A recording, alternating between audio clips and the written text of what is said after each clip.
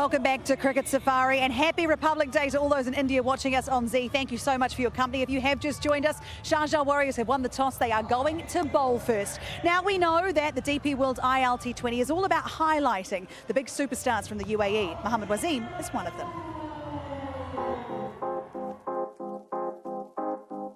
Being a captain of UAE team मेरे लिए तो ये प्राउड मोमेंट है मेरे लिए मेरी फैमिली के लिए कि मैं जिस कंट्री में रह रहा हूँ और जिस कंट्री में ये लीग हो रही है मैं उस कंट्री का कैप्टन हूँ मेरे लिए बहुत प्राउड मोमेंट है ब्लू बेल्ट मिलने पे मुझे बहुत खुशी हुई थी और मेरे लिए प्राउड मोमेंट था कि मेरी कंट्री में लीग हो रही है और मैं उस कंट्री में UAE का सबसे बेस्ट प्लेयर था बहुत खुशी हुई और इंशाल्लाह कोशिश करूँगा कि इस साल भी वैसे ही खेलूँ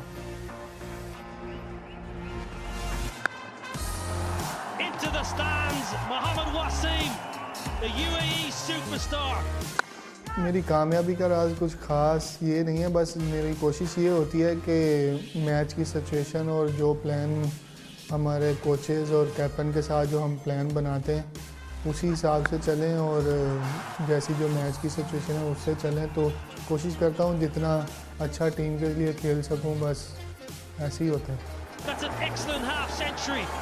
Mohammad Nabi, just 24 balls. हमेशा कोशिश मैं ये करता हूँ जब भी ग्राउंड में जाऊँ चाहे वो फील्डिंग में हो या बैटिंग में हो कि मैं अपनी टीम को अपनी परफॉर्मेंस की वजह से जितवाऊँ बस क्रिकेट के लिए भी ये बेस्ट सीज़न है क्योंकि वैसे भी जब बंदा ग्राउंड में चला जाता है तो वैसे ही गर्म हो जाता है आपको देखकर लगता तो नहीं है कि आप गुस्से वाले हैं नहीं मुझे गुस्सा ज़्यादा नहीं आता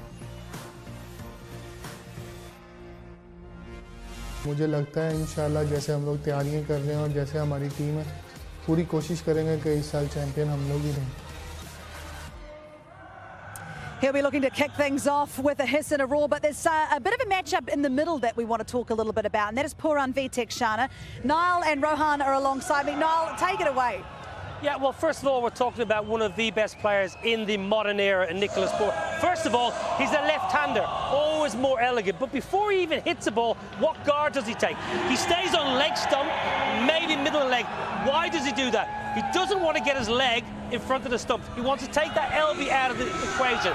Why? Because he wants to get access to the ball full, and he wants to hit the ball leg side. Now, the guys at Hawkeye have been up all night doing wonderful work behind the scenes, getting some packages and information about Nicholas Pooran. You'll see on your screen, where is he hitting the ball?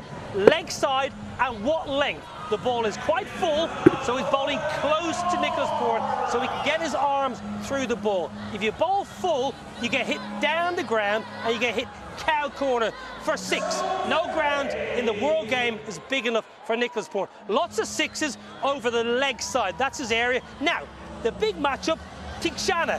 Rohan, how can he combat Pooran? Well, when you have a look at Tekshana's variations, he's got a few variations. He's got the one where it's the googly, he bowls the googly. He's also got the one where it's the carrom ball, which sort of skids on a little bit more. And then he's got the off spinner. So look, if I was Tekshana, you've highlighted Nicky P's strength. He likes to go over the leg side. He likes it when it's close to his body. So what I would do if I was Tekshana was I'd drag the length back a little bit and I'd make sure that the line is a little outside the off stump. I'd want to make Nicholas Pooran reach out to hit it over the leg side. Take it away from his preferred hitting zone. See if he goes down the track, uses his feet, and can he go over the offside? Can he go over extra cover? Can he go over long off? He can, but that's not his preferred area. So that would be my strategy for Tekshana. Make him go to the area where he doesn't like to go.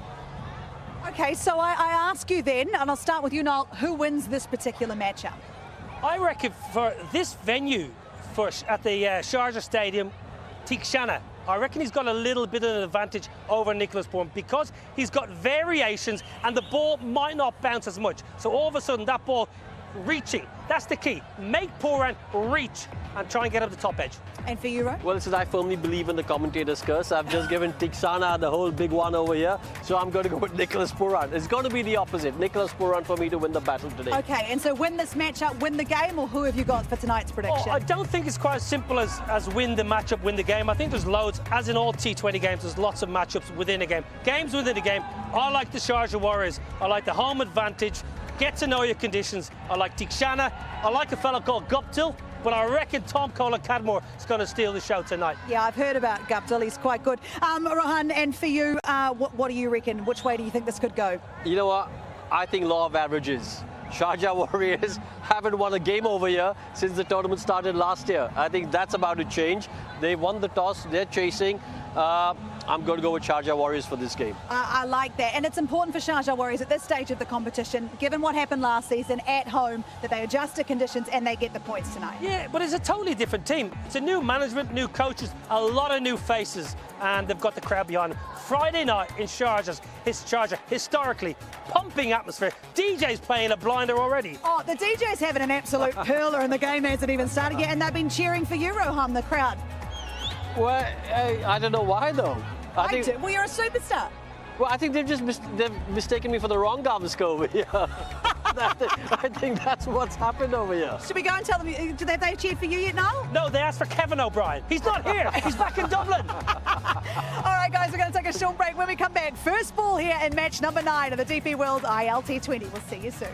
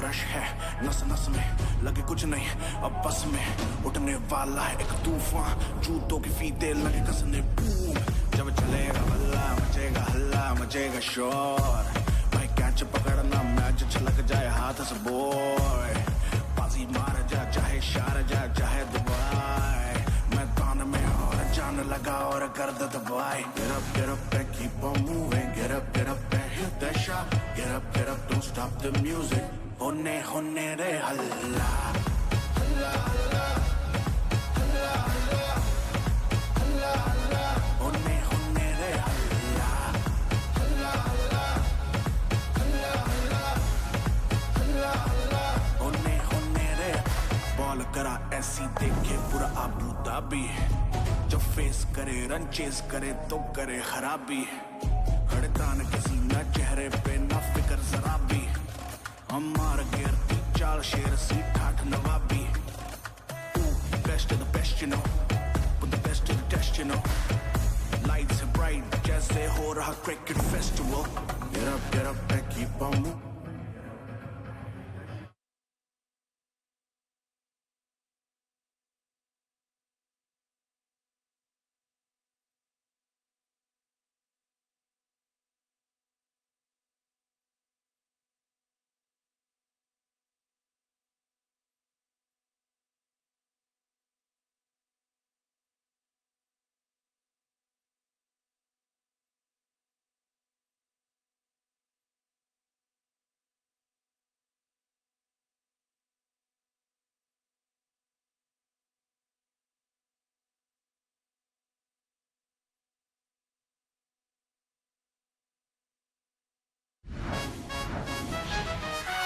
best of the best you know with the best of the test you know lights are bright जैसे हो रहा cricket festival होने रे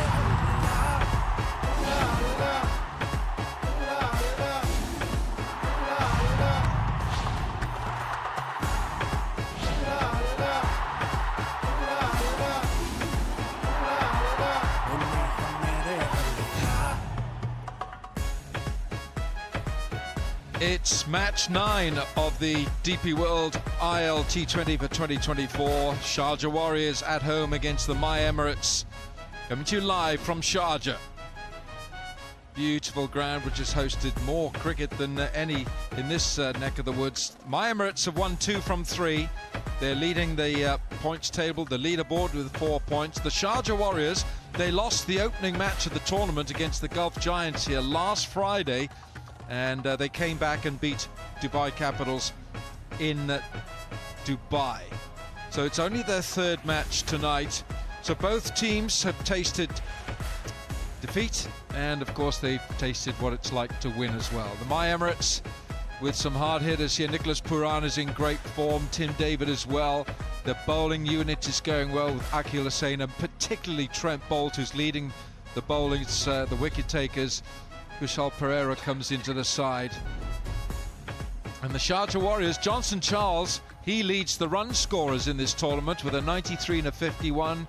Tom Kohler-Cadmore as the skipper. Joe Denley comes in.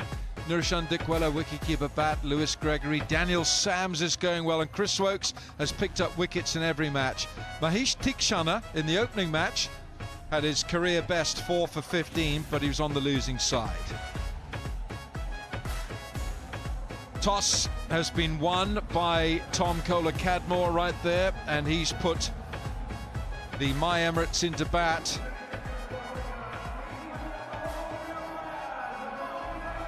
Martin Saggers on the right, Rod Tucker on the left, and we have our DP World smart truck, the leading provider of global logistics, DP World, and 2nd year as the title sponsor, DP World. Good to have DP World on board.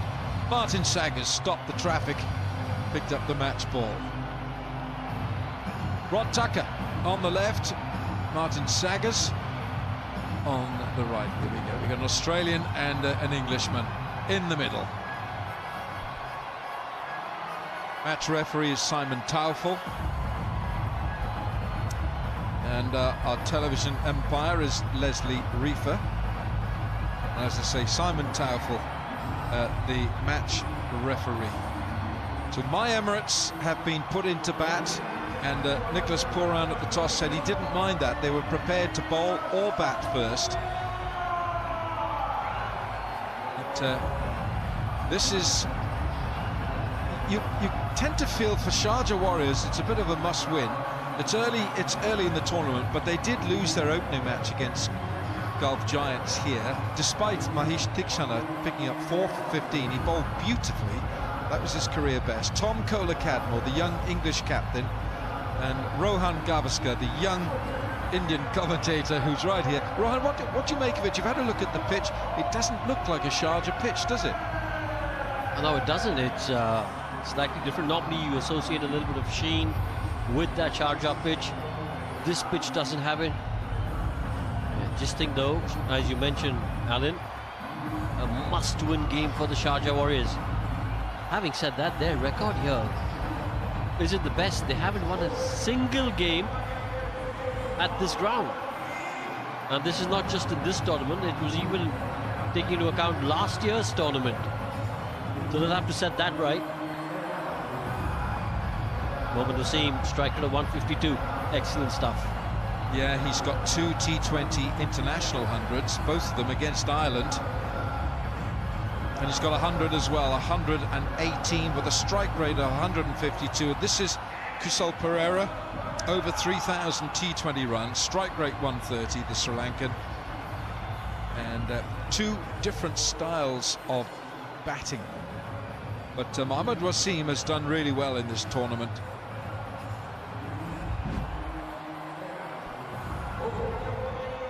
Tom Kohler-Cadmore will stand at slip.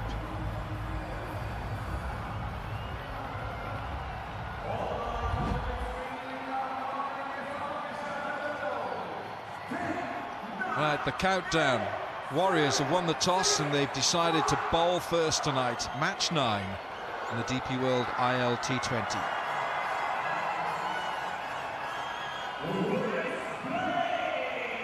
Nurushan Dickwella will keep wicket. He's got his captain, Tom Kohler-Cadmore, alongside. Here we go. Chris Wokes. Swing, beautiful shape. What a good shape.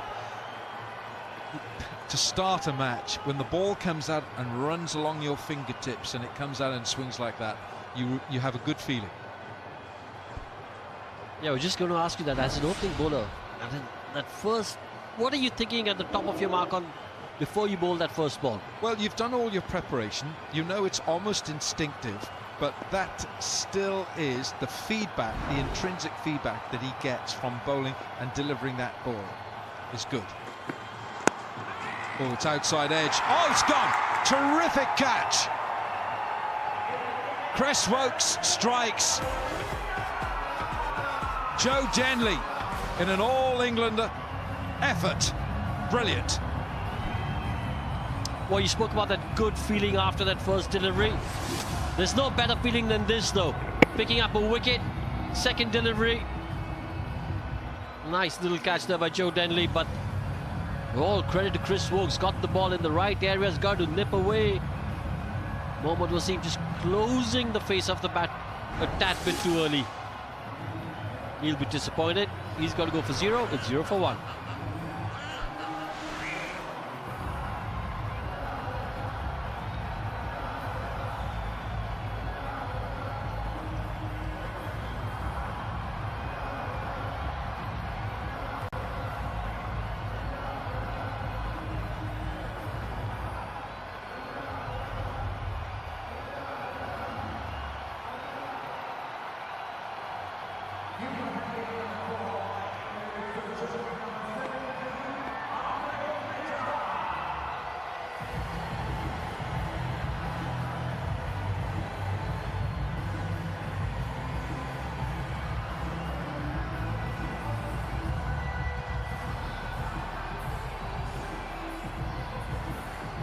Six-year-old Andre Fletcher from Grenada in the Windward Islands.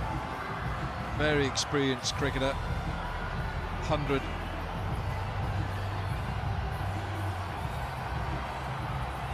on his CV as well. Played a lot of cricket for the West Indies. No tests, but 25 one-dayers and 54 T20 internationals.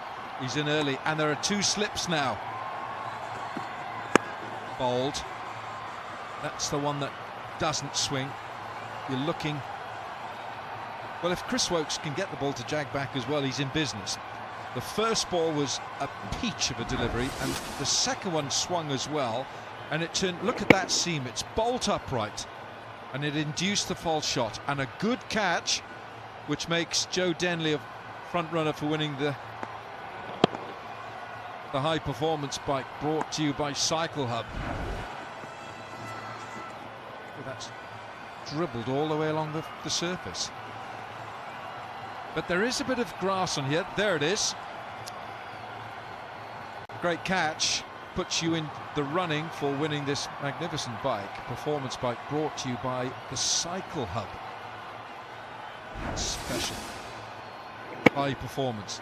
You can see how he was turned round.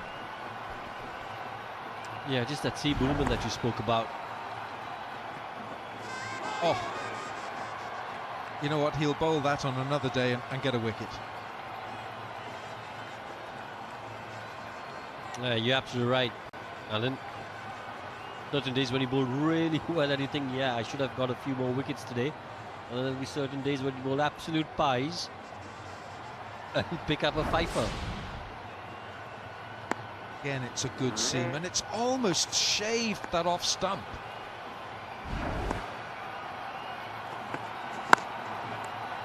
That's as good an opening over as you will see. 2 for 1.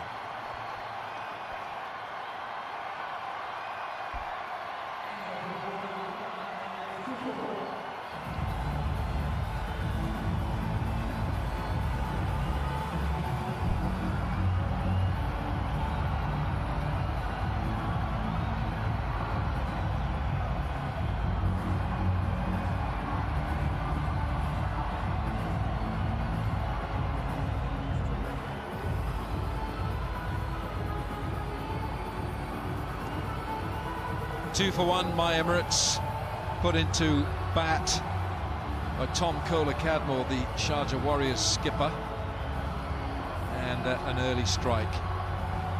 So we're going to see Dilshan Madhushankar His economy is a little on the high side, but he's picked up 31 wickets at 28, 3 for 24 is best. He'd like to get that economy below 9. 4 overs, 1 or 2 for 36, you're okay. You're doing your skipper a decent job. Yeah, skipper won't be complaining.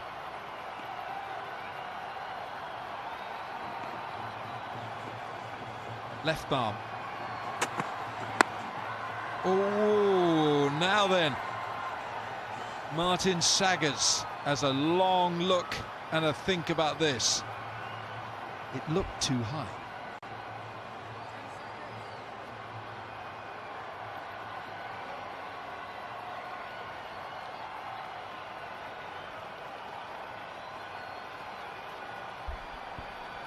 Are they going to take it?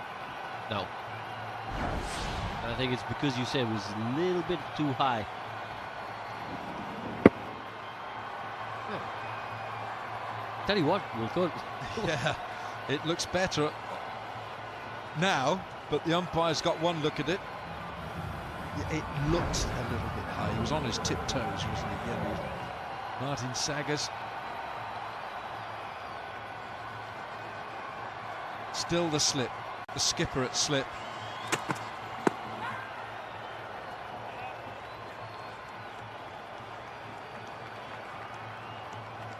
It looks the kind of pitch, and I haven't seen, and I've been coming for many years to Sharjah, I haven't seen as much grass on the Sharjah pitch as this one. And it looks the kind of pitch where, when you've got the brand new ball in your hand, you want to have a ball on it. Well, you want to test the pitch out. Having said that, this is a ground where we've seen in that pre-match show, the bounce is not as high as in Dubai and Abu Dhabi.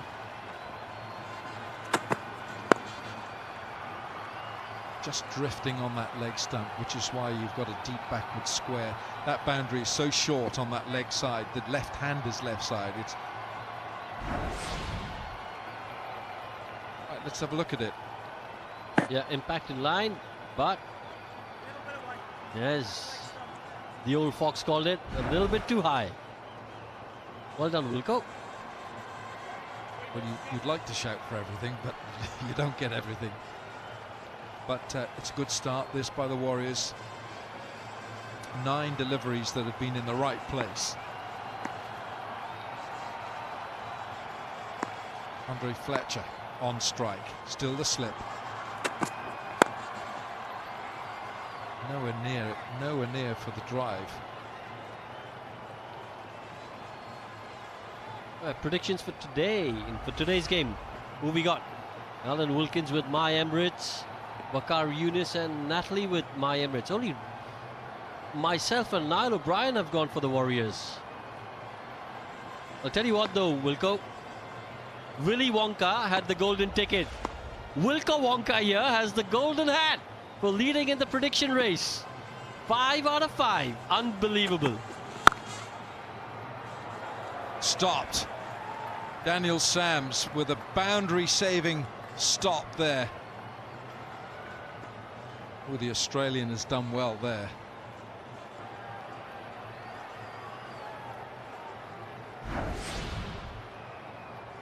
Oh, he's really slapped this. He's done well there, Daniel Sams.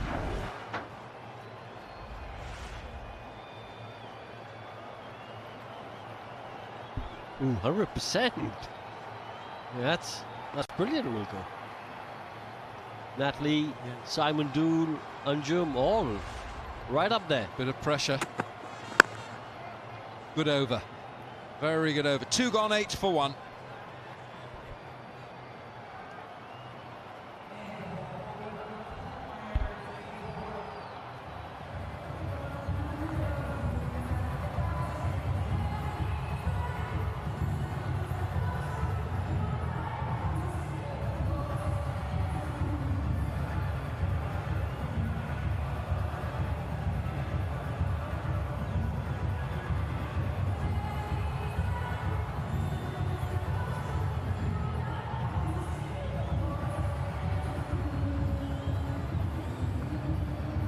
Oh yes, go for it. He's going well. Shoo! He's got nothing on Euro. Right, here we go. Chris Wokes. Andre Fletcher has a waft at that. He'll collect 4. He's literally flailing away at anything that comes his way. Yeah, he's thrown the kitchen sink at that. Luckily for him, that inside edge didn't ricochet onto the stumps. Well, went to the fence. I've said this before, sometimes as a batter you need that little bit of luck at the start of your innings just to get going. He's got over 6,700 T20 runs, Andre Fletcher. Down the pitch he comes. Now Chris Wokes, very experienced. Look at this first over. That's the first ball. That's the wicket-taking ball. The second one just drifted on the pads with that, but he's basically in such a good area. That was a beauty.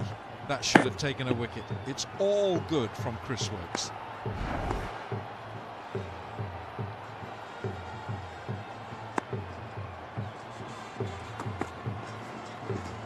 Again, he's... The thing to admire about Chris Wokes is that he has an action which is so repeatable, and you know, it is so smooth, his action, which has seen him play 48 Test matches and 122 one-dayers for England, plus 33 T20 internationals. He's a genuine all-rounder. Oh, where's the slip? The slip has gone. Tom, where were you?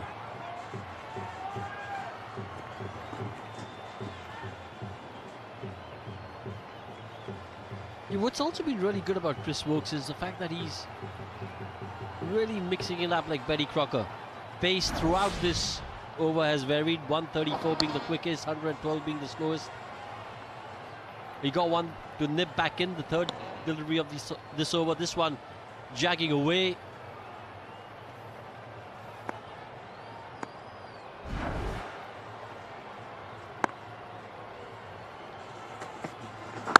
Bowled.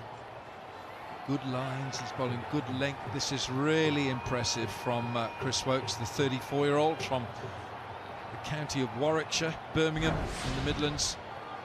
I just love this, you know, it's such an easy approach. And the load up, everything about that action is to be admired. Bowling within himself, he's not trying to bowl too quick because he knows he's getting something out of this. Swing and see. That's the one where he just changes the wrist a little bit on the ball, just a fraction. It's 14 for 1.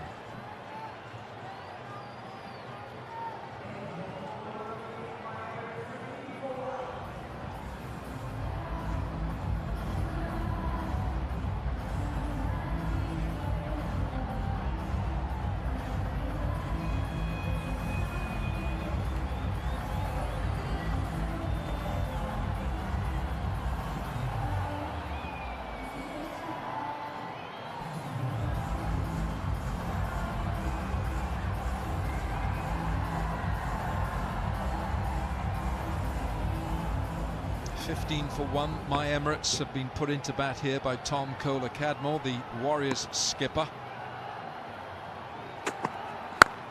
He's lofted this straight back over the bowler. That will be 6 runs. Just a reminder that DP World will donate a cricket kit for every 6 hit in this DP World ILT20. Grassroots cricket will be the beneficiary of that hit from Andre Fletcher. Rifle straight. Yeah, and when you have a look at that shot, it's just a punch. That's just fabulous cricketing shot. As you said, rifle straight, bat, everything correct about that shot.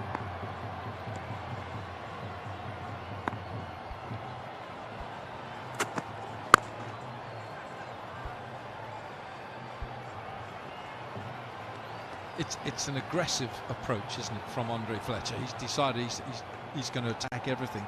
Chris Woakes has kept him honest. Now, what would you do? Would you give Chris Woakes another over? 1 for 8 from 2, still getting some shape. Would you give him another over or hold him back for 2? I think I'd hold him back for 2. Well, I know where you're going with this, because you think get a wicket here, because he is bowling so well. But I just think he... Oh! Bottom hand into the terraces for 6. Yeah, Pereira getting into the action now. He has absolutely walloped that. On the front foot, just a swing of the bat. Again, what's key to that shot is the fact that he's picked the length up early.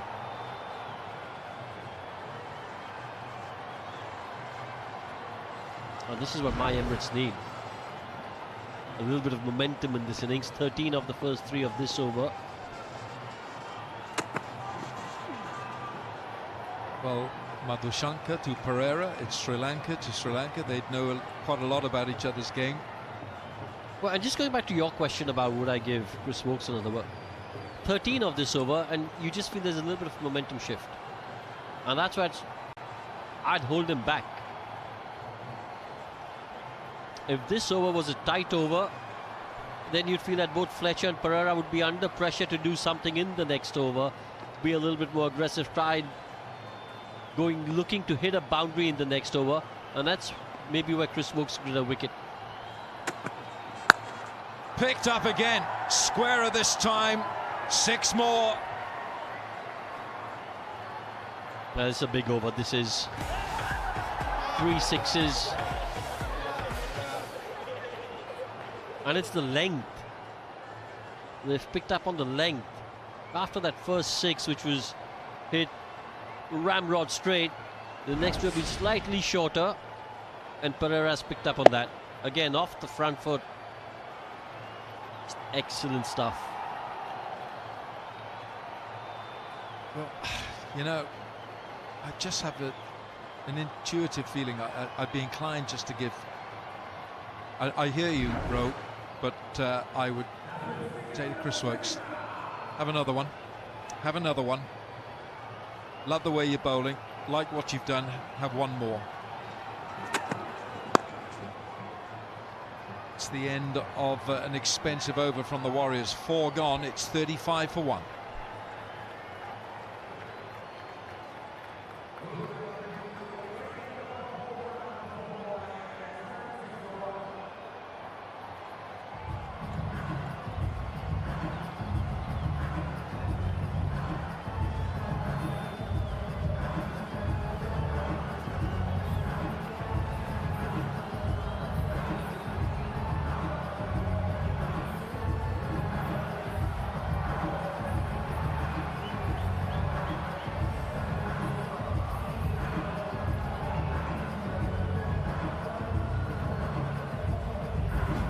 Big lost over. Not surprising. We've seen 6s already at this ground, because according to a Defa News fact, the Sharjah Cricket Stadium has seen 1,841 6s in men's international cricket, the most by any ground in the world. It's a ground that does tend to have some smaller boundaries, and the one side that's been targeted is the shorter side.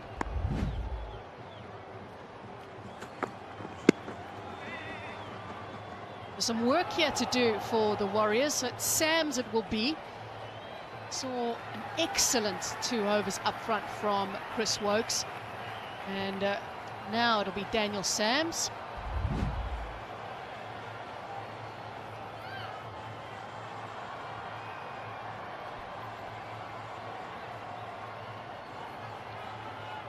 Those sitting grounds, isn't it?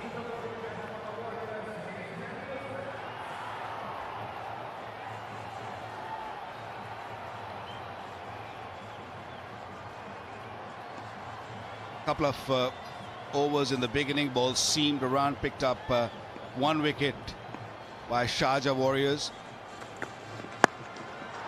Picked up again, easy as you like. This is good from Pereira. He looked good also in the first match that he played. Definitely. Did you say that this side of the ground is a bigger boundary? Bigger, not big. Not big enough. That is another beautiful hit. Just a easy pick up and went quite far. 73 meters it is, but that went 82 meters, sailing away for six. Six are raining now.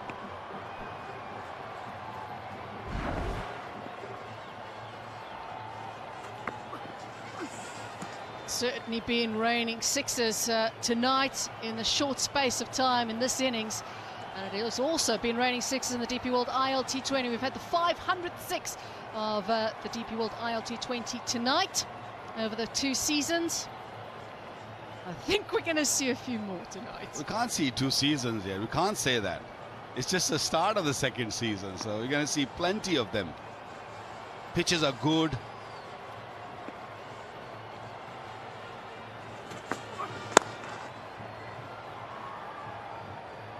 Straight away, Sharjah Warriors on the back foot. They're sitting on the heel. The fielders in the circle. They're sitting on that circle inside the ground, in the middle of the ground.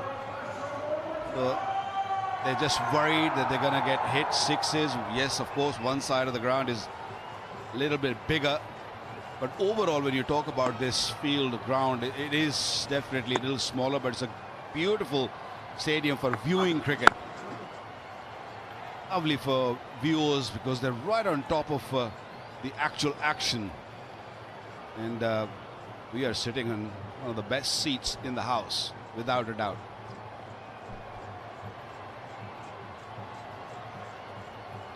Mixing it up quite a bit at the moment is Daniel Sams. It's something that you see the bowlers do quite a bit, obviously.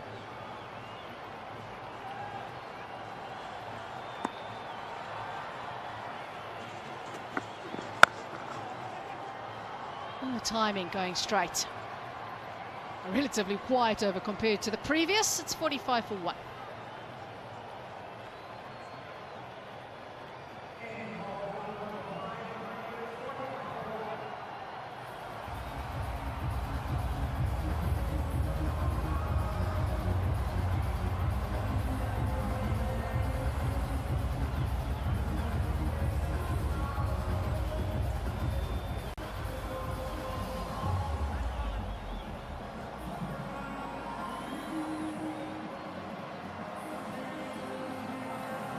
Change-ups from Daniel Sams in terms of pace. Let's have a look at that in his first over. 120 starting off with. He went as low as 103, even changing a little bit in sort of midway with 113 km/h ball in the last one of his over. So yeah, nice change-ups from Daniel Sams. He's been in good form with the ball of late. Now, someone who has been in good form with the ball has been T20, and he certainly enjoyed bowling here the other night. A little bit of luck going the way of my Emirates and Andre Fletcher. These two batters are going to put T20 under pressure from the word go. That's why Fletcher moved away a touch and was wanting to hit over extra cover. Got a little lucky, but the idea was right. Still a power play, just go over the top.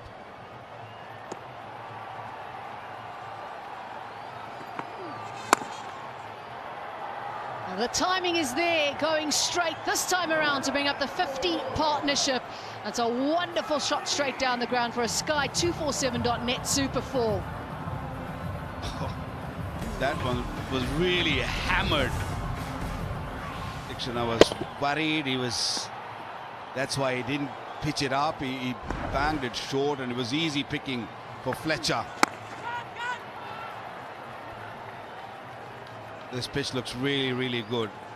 Swung a touch in the first couple of overs, especially Vokes picking up that first wicket and swinging the ball, and didn't take them long to take the slips out and be on the defensive, because this man Fletcher, he's in a real good mood. He's in a mood to just come really hard at the bowlers.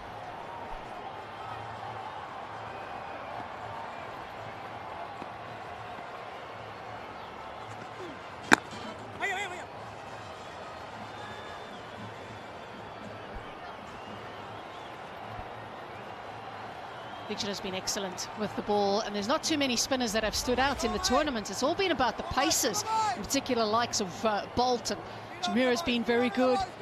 T20 is doing the job for the spinners so far. 6 wickets to his name, including 4 for 15. So right now the white belt sits with Trent Bolt. Most wickets in season 2 for now. Could very well see more from him, obviously, a bit later on. Work's not too far away either. The interesting thing from the Sharjah Warriors' point of view, they changed things up a little bit with a fascinating field position. Very straight, Chris Wokes, behind the bowler. You see him come into the shot there now with the number 19 on his back. So standing very straight, right behind the bowler.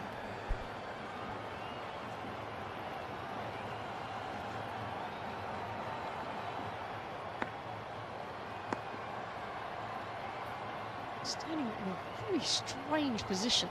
Even he's moving that mid-on fielder who's on the boundaries, getting him straighter also in the last ball. Using the feet and loving that shorter boundary. Wonderful hitting from Fletcher at 61 for 1 at the end of the power play.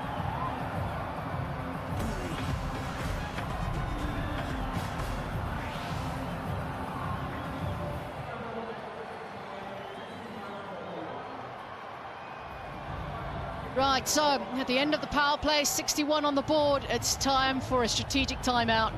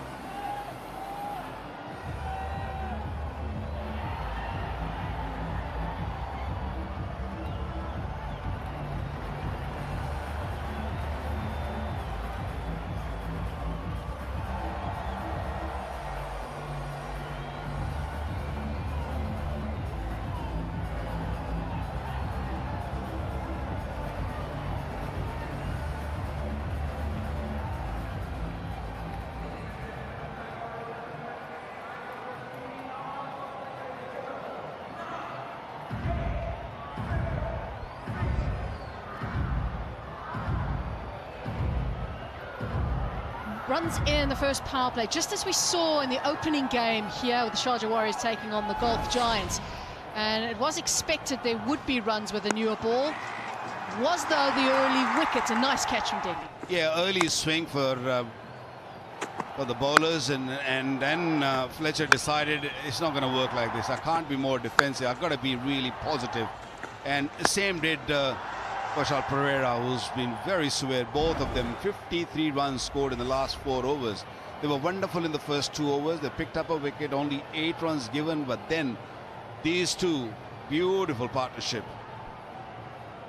And during their strategic timeout, we were just watching this. They're very animated. They're really giving a lot of information to Fletcher and Koshal Pereira. I'm not sure if that all is required because they're doing an excellent job. I think Puran's got to be more worried about he's coming next. So what are you going to do? That's more important. Good thing is that carry on doing what you're doing. That's what you need to do. Coach Robin Singh is what to say in the strategic timeout with the plans. Ajay Jadeja is also involved in the chat, being the batting coach. Maybe something that they've seen from the sidelines, possibly.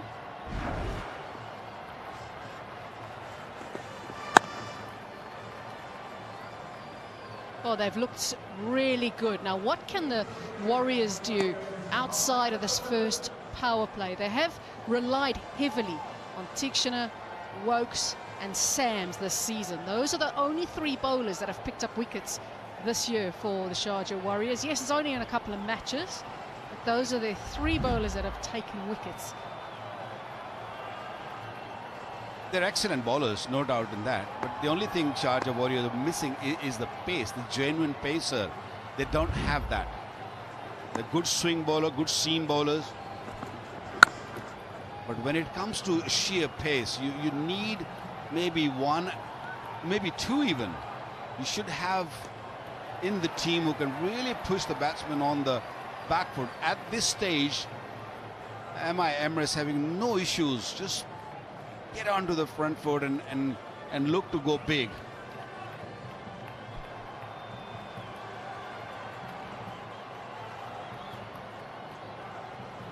Some concerns, I think, from the Sharjah Warriors' point of view about the depth of their batting, hence bringing in Joe Denley.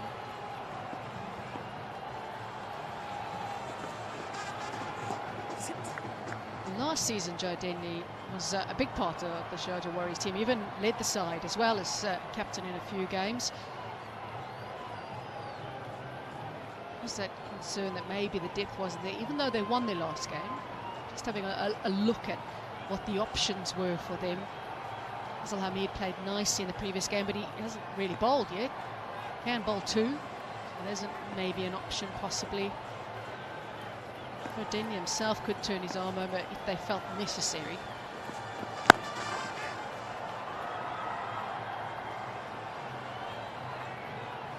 You want that X factor, don't you? You need it to be on target, that throw.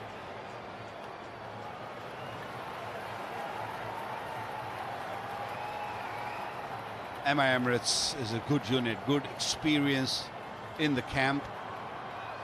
DJ Bravo there, played all around the world, so much experience, great help to Nicholas Puran.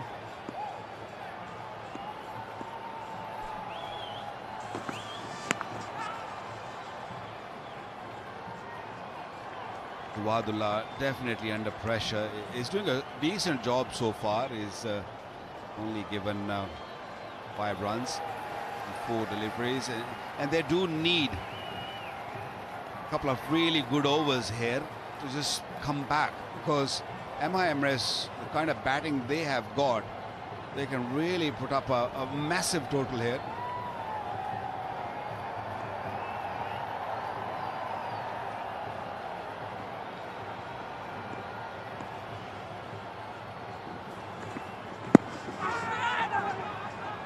Just going down. A good awareness though from the bowler Jawadullah, just to get to it quickly, release it.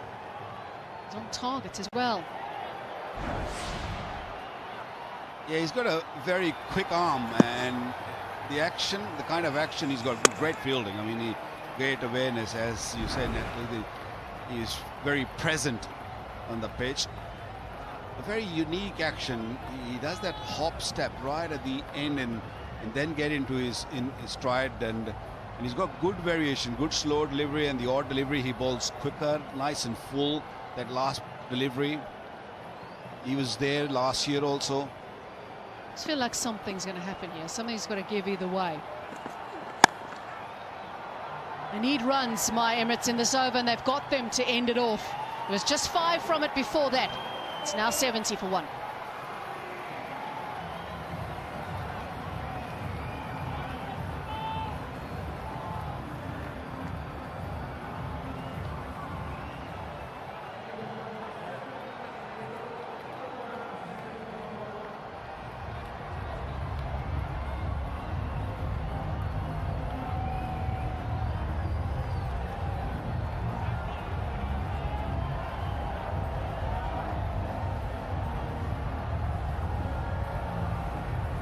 My Emirates have been on a good run. They've been very happy with obviously the win over the Abu Dhabi Knight Riders the other day, but they've had quite a sort of congested schedule in the first few games of the tournament, so they've been managing players. Now, Lewis Gregory, who we haven't seen much of in the tournament with the ball, but he's not easy to get away because he gives you no pace. You've got to create your own pace. It's all about using your experience. Yes, he doesn't have much of a pace, but he's very alert. He's very switch-on kind of cricketer. Very good in the field. Can bat also down the order. Easy action. Got a good slow delivery.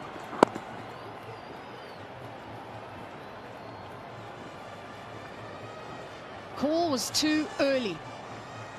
Now on this ground, obviously, you've got to really get it right, because we've spoken quite a bit about the boundaries. The one side is quite short and it's a little bit bigger to the right-hand side, but there are smaller pockets at places. So you've got to make sure you get the running right and judge it right.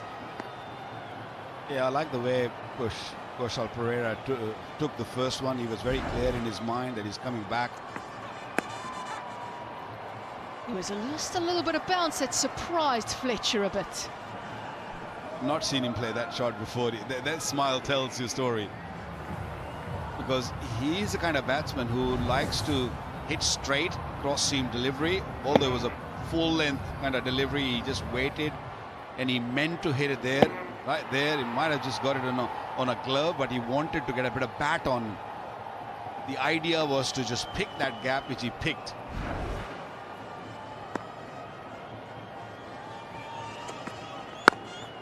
That cross seam maybe just giving that extra bounce, maybe just landing on the leather and just shooting up a little bit possibly, or on the seam.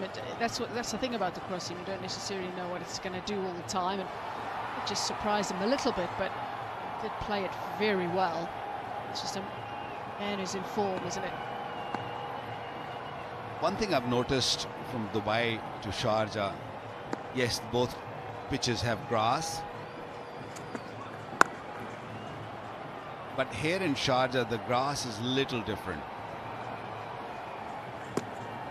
Dubai, the grass have got knots, and sometimes we see that the ball dies.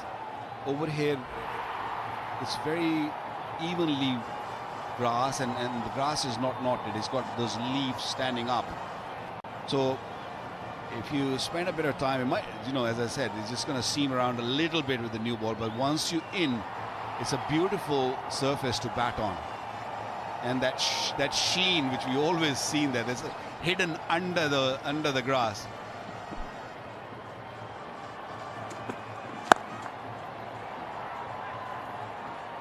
Lovely swing of the bat from Pereira. Quiet from Gregory at 78 for 1.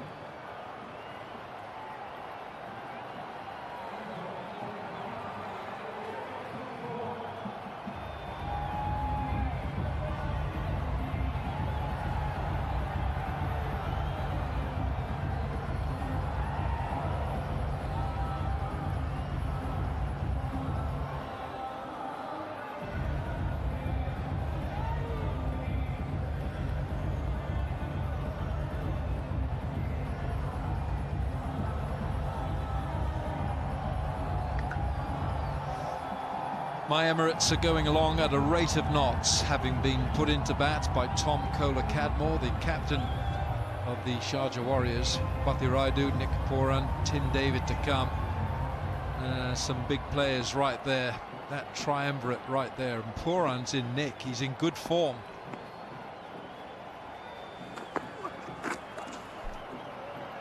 Daniel Sams has bowled this one at halfway down at 108 Ks. I mean, that you'll get some spinners bowling at that pace. It really has taken very cleverly all the pace off this. You see how he's rolled his hand down the side of the ball, much like a spinner might do. So there's nothing behind the ball to project the ball. It takes a lot of practice and it takes a lot of guts. Got to be brave to be a bowler. Niall O'Brien, you wouldn't know. You've always had the gloves on.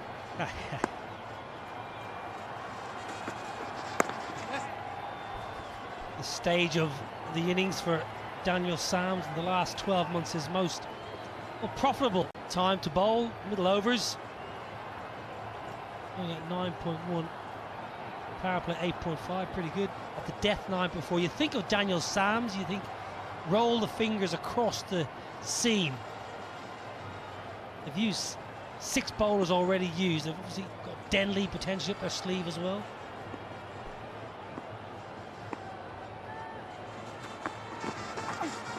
Could be a wide. Yes, it will be. This in the last 12 months, Daniel Sams in this form of cricket in T20, he's bowled a lot of slow balls. In fact, the statisticians have been studying him. He's bowled 43%, but he's picked up 15 wickets along the way at a strike rate of 12. So clearly he's worked out that the slower ball is a match winner for him. Again, look at this. It's 2 bounces to the keeper. Tell you what, the keeper, Dick Weller, needs to get closer. We've already seen a ball hop before him.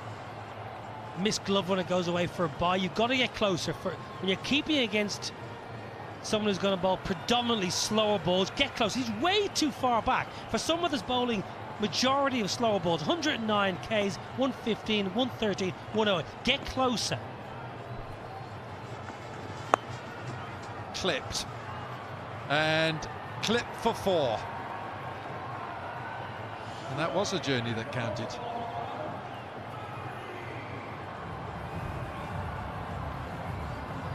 Just wonder, is the option to stand up to the stumps, batter starting out of his crease and then advancing, because he knows Sams is going to bowl slower balls and give him nothing to work with. I think Dick Weller needs to get up to the stumps here, keep the batter in the crease. Oh, what a sound that made. Really smacked by Pereira.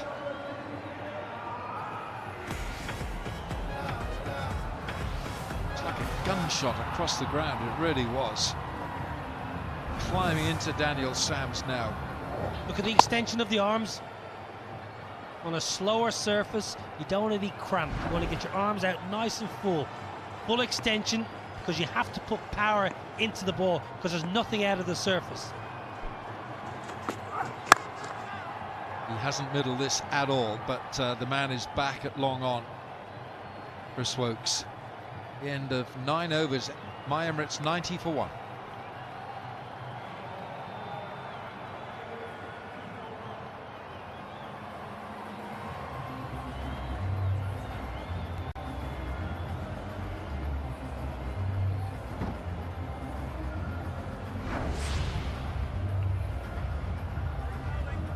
In the last match, Gurbaz was one of 3 wickets to go against the Dubai Capitals. David Warner, who really didn't time it at all. Chris Wokes took the catch, and Sikandar Raza somehow managed to contrive the ball hitting his stumps. So that was 3 wickets for Daniel Sams in Dubai against the Dubai Capitals. Tikshana.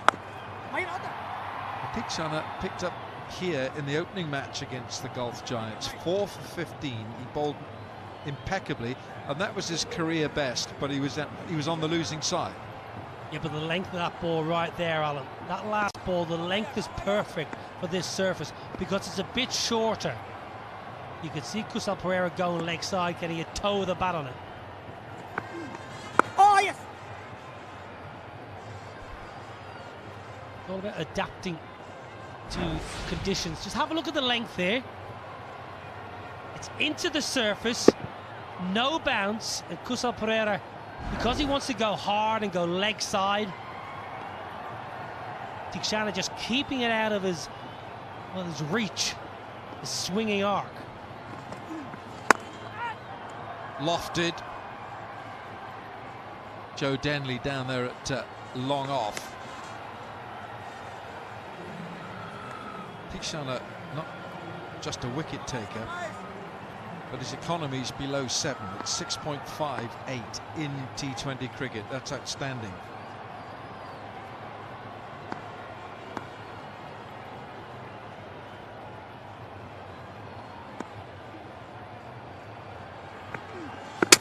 Bowled him with the Yorker. Well bowled, Tikshana. Bit of sorcery.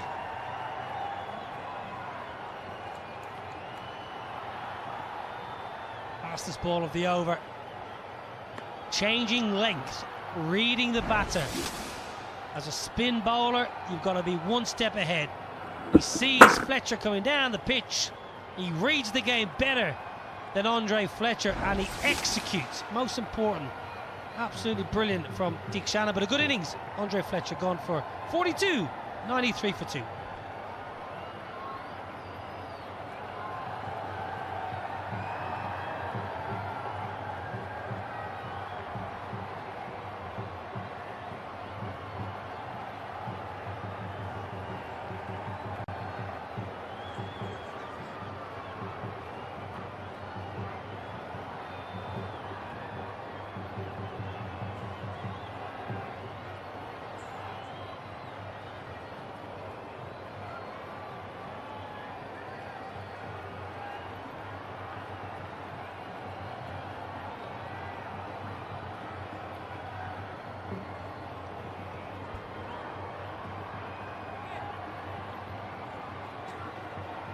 Captain of the My Emirates, Nicholas Pooran from Trinidad and Tobago, 6,207 runs, phenomenal strike rate of 145, and he's got 200s in T20 cricket.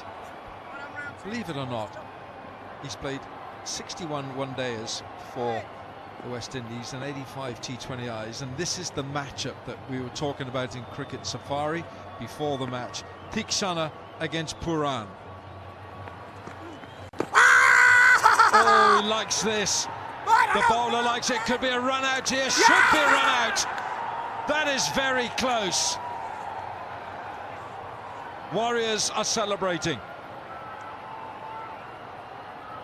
It's Basil Hamid.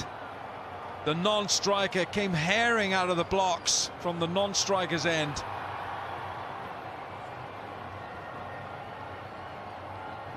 Leslie Reefer is the third umpire.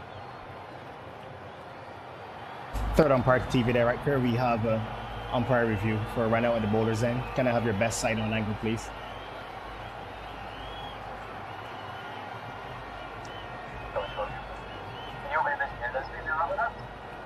Sorry? Yeah, can you show me your best side on, please?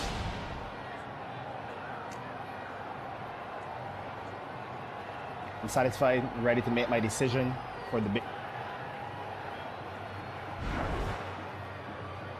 You don't need to see that twice. Leslie Reefer is the third umpire, the TV umpire.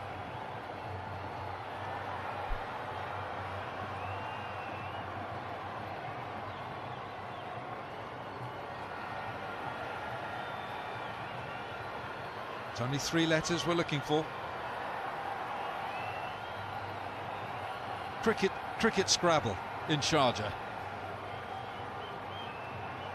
But Basil Hamid has left the field. He knows that he was short of his ground. I beg your pardon, Kushal Pereira has left the field. He knows that he was short of his ground, and he's gone for 42 from 25. Emirates, My Emirates are 93 for 3.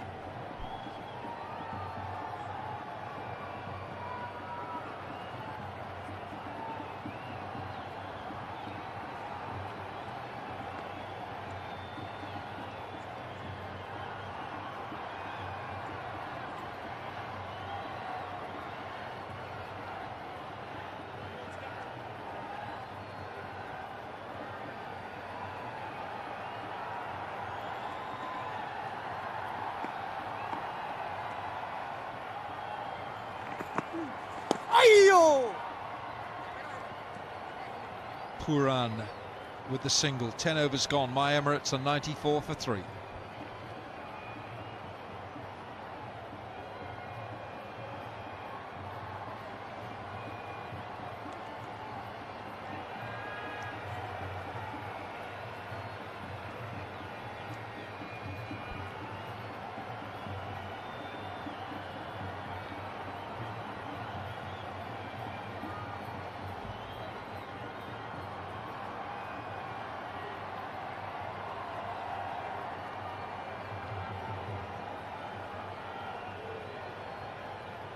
Ambati Raidu, new man in for the My Emirates side.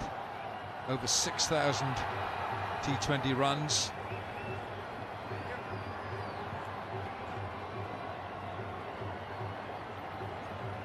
It's Republic Day today for Ambati Raidu and his chums, and we wish everyone in India a happy Republic Day today. Here's Madhushankar.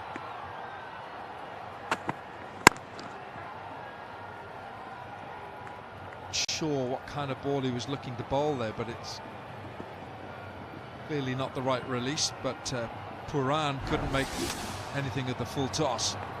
Yeah, confusion. It was a big LB. Sometimes when there's a big LBW appeal, it can cause confusion. Excellent fielder. Basil Hamid is a wonderful infielder. Generally, you'll find him in around the cover, short mid-wicket region. Key to the throw, Wilco, he threw it on the bounce because he had the square to work with, so he could skid the ball off the surface, and I thought Tikshana did really well to mop it up. Ambati Raidu is 38 years of age, from Andhra Pradesh. Very experienced cricketer. Been an outstanding player over the years. 55 one-day internationals for India and 6 T20Is. Got 100 on his T20 CV, 100 not out. That's his highest score. Strike rate's a little on the low side, 124. You'd expect it to be a little bit higher. 299 T20 matches Ambati Raidu's played. Yeah, the strike rate, but when you've played so many games, once you get to a certain stage of your career, it's really hard to get that strike rate up to the 140s.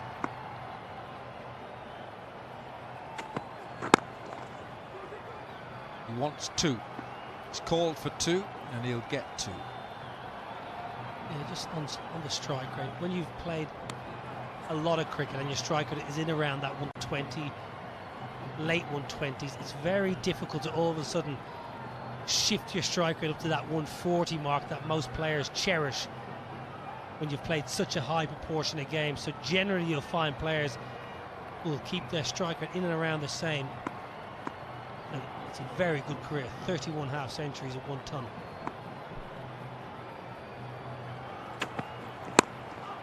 Bowled.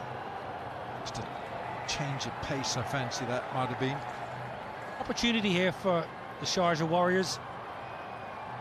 It felt like they panicked when that partnership was going. It was nice 93 between Fletcher and Pereira. I never got the sense that TKC and his troops were panicking about the situation. I think they felt like they were only a breakthrough or 2 away. That's the key in T20. You're never that far away. Always stick 2 on the scoreboard.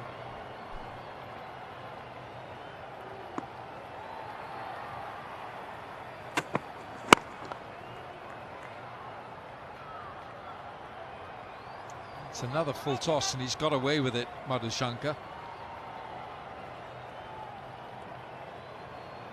Like he's just rolling the fingers down at the speed gun 134 would suggest not.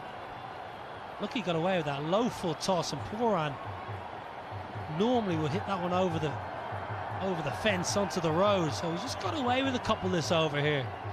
Madhushankar, who got absolutely pummeled in his debut. Not often you see that in such a good World Cup.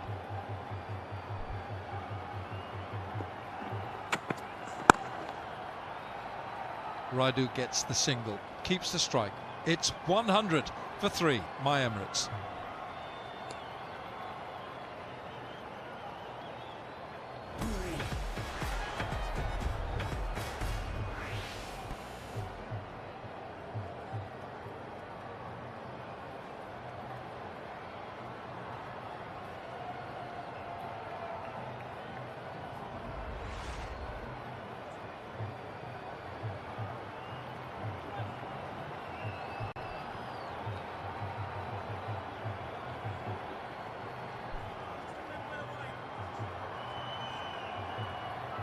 Contributions from Pereira, Kusal Pereira and Andre Fletcher, 42 apiece. Mohammad Wasim was out second ball of the match, and it's just looking decent foundation for a score here, big score, with Tim David still to come. Akhil Hussain bats as well, but Ambati Raidu's only just come in.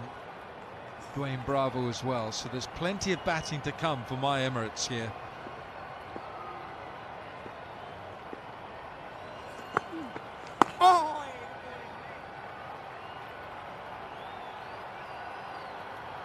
Watchful. Ambati Rayudu's watching Theekshana. He doesn't want to take a risk.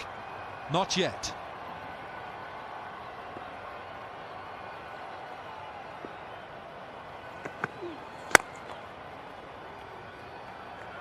Pressure.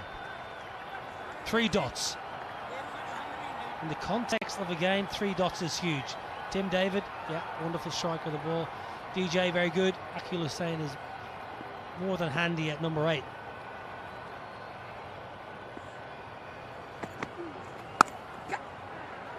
Carves this.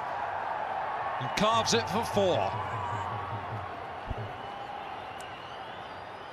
That's a Sky247.net Super 4. A good batting from Ambati Rayudu. It's a poor ball because you're north from 3. As I mentioned, 3 dots in a row off the over, so the batter is feeling pressure. The heart's beating that bit harder, and then you get a gift. You get it short, wide, pace on. And Rayudu, we know he loves to square the wicket, doesn't miss out. Steers this one. Just watches the ball onto the face of the bat. Well, this is Theekshana up against Nicholas Pooran. He started against Pooran around the wicket, and then he changed to over. Just thinking about Nicholas Pooran, where he wants the ball, he wants to be able to free his arms. So Theekshana's going to bowl over the wicket. He's going to try and jam it into that leg stump and try and cramp the arms of Pooran, not to let him have a free swing of the bat. Oh, good. Bit like that. 12 gone, 105 for 3.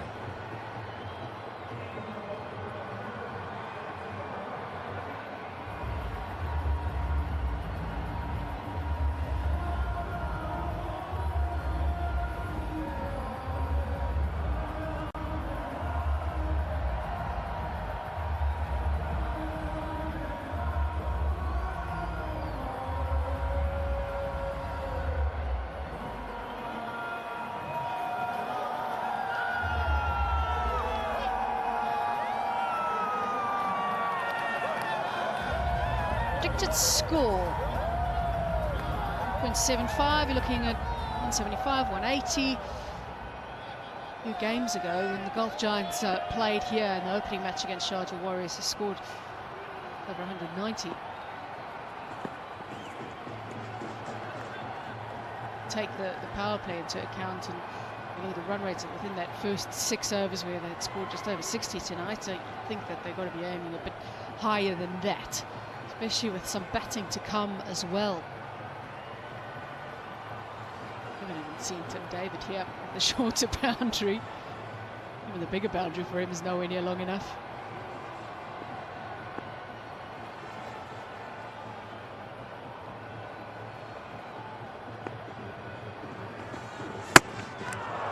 That's so good from Jawadullah. And it's just the time for another wicket for the Sharjah Warriors. They've brought that run rate back and they're chipping away. Well, his first wicket in this tournament, but he's very highly rated within the Warriors camp. They speak to the Warriors management and they'll keep talking about Jawadullah. That's a big wicket though, Ambati Rayudu.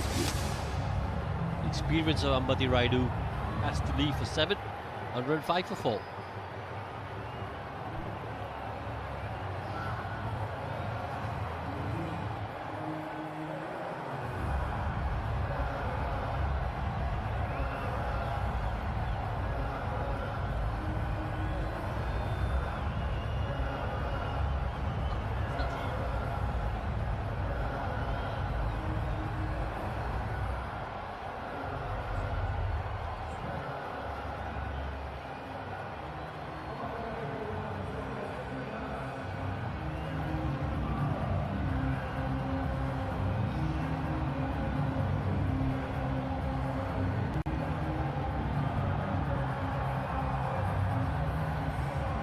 right, we could be in for some fun now. Just look at the last 18 balls, though. This has been very good from the Sharjah Warriors. Can they continue against Tim David, who's been in good form with the bat in the tournament? Picked up a Player of the Match award not that long ago as well for the Emirates, a couple of games ago for them.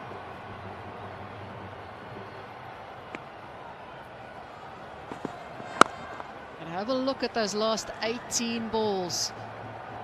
3 wickets, 13 runs before this single. And this is one of them. Yeah, just the right length.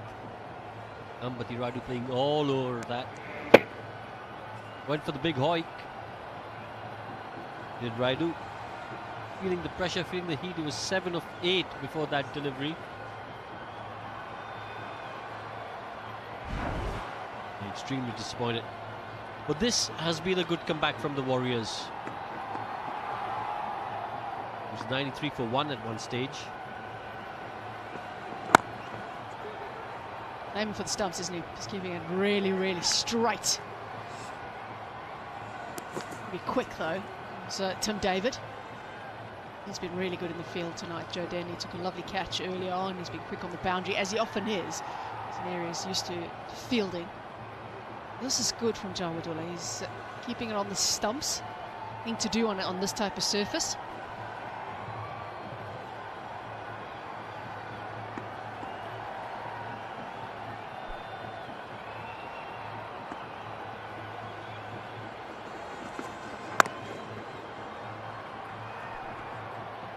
Well, you spoke about the fact that the good thing that Jawadullah is doing is getting his line bang on, stump to stump line.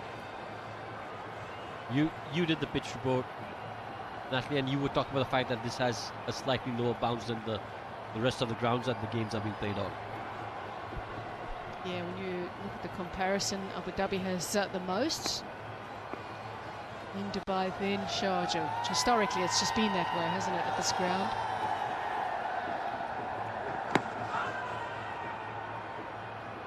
Likely. Not likely. But what a good few overs this has been for Sharjah Warriors. They should be very, very happy. They're pulling it back. 110 for 4 is the score. 13 overs gone. And it's now time for a strategic timeout.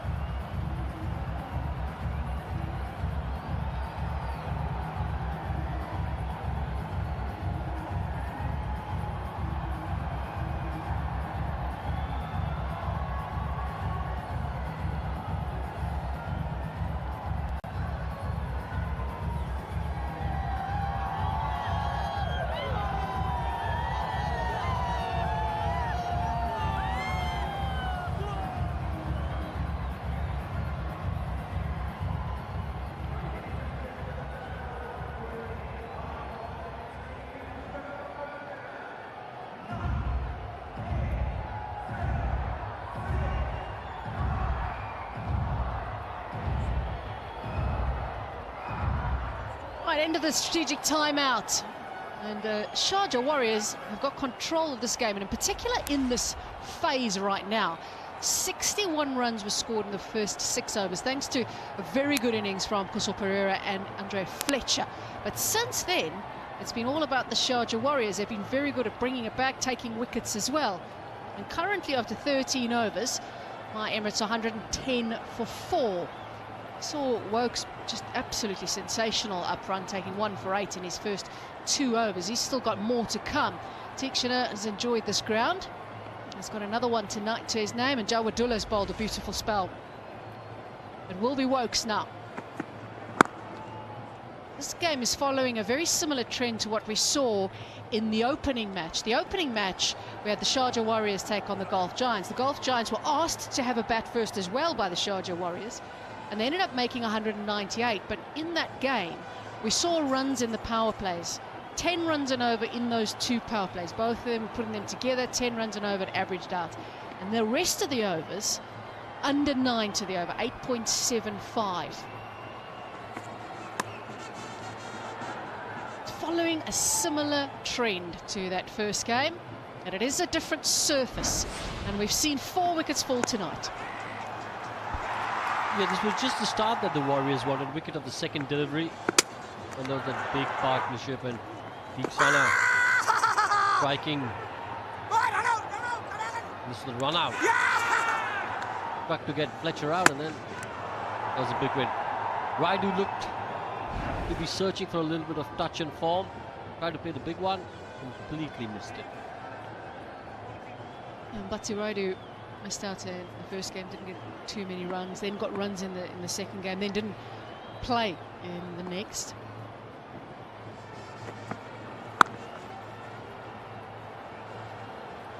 Tonight just missing out. It wasn't required in the previous game. They didn't even use a super sub because of the target they were facing against the Abu Dhabi Knight Riders. Warmer evening. It's a warmer day as well. Yeah, lovely day to play cricket, lovely evening to play cricket.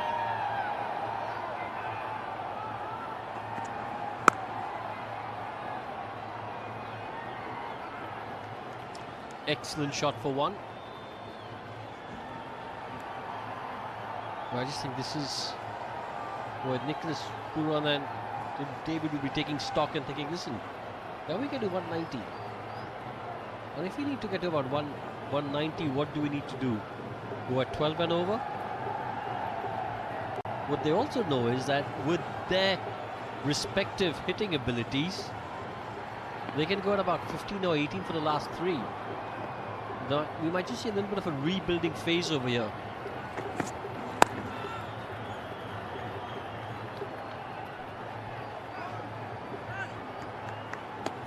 They're very experienced players out in the middle as well, so they pressure shouldn't really get to them. How long can that rebuilding phase last, though? Partnership was 8 of 9.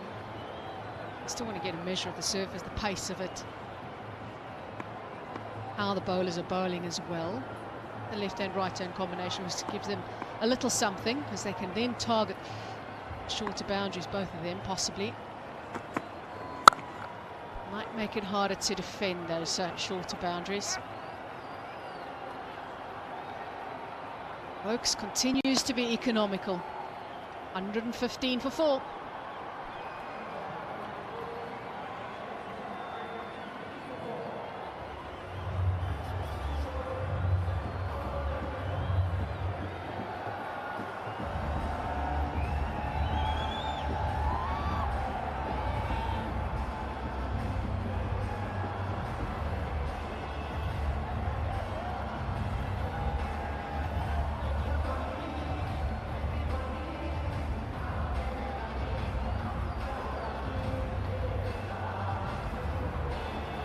Lovely crowd in at Sharjah. Trying to cheer their team on, get their first win over the Emirates. They lost both of them last year in the league phase against the Emirates. This has been some brilliant bowling, and he's so unlucky with that. Jawadullah has bowled beautifully. Well, first boundary in 15 deliveries, and you're right, that was really well bowled. Just unlucky that David got that inside edge. We just went so quickly with the fine leg boundary. But what a spell this has been for the Warriors. As we mentioned, 93 for 1 and now 119 for 4.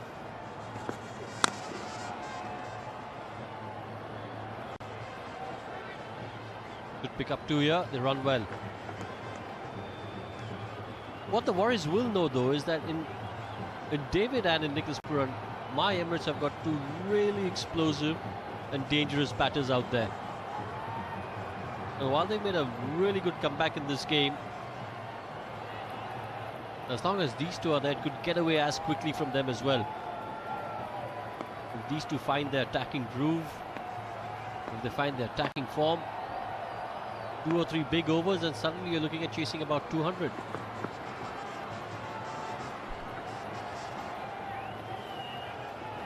Yeah, it turns around quickly, doesn't it? He's been bowling well, hasn't he, Joe Wadula? And look at his action and have a look at his run-up. We were talking about this actually a little bit earlier with Waka, and that little skip that he has towards the end. It is a little bit on the awkward side. He's got longer strides as well. You can just see there's that little hop at the end.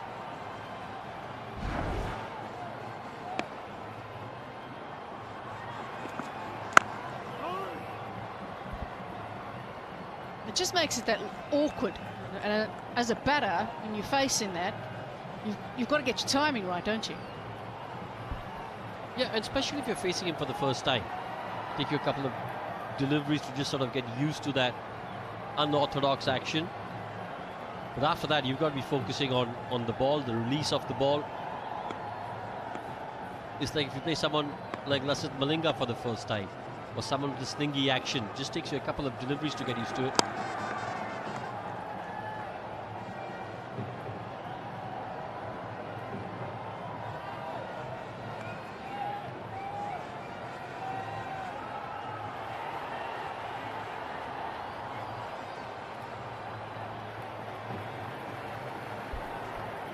Well, you did say that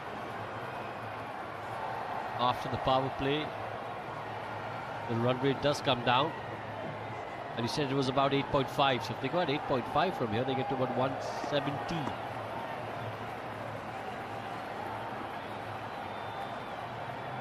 Really good comeback from the Warriors after the power play.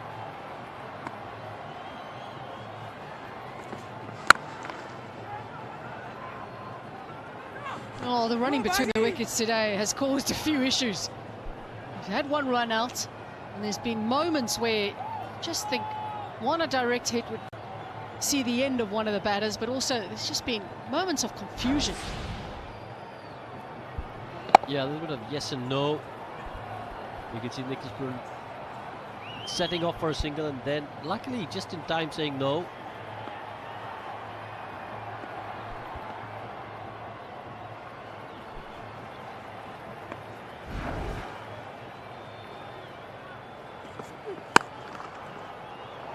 How brilliant is that fielding from the captain? Excellent. 124 for 4.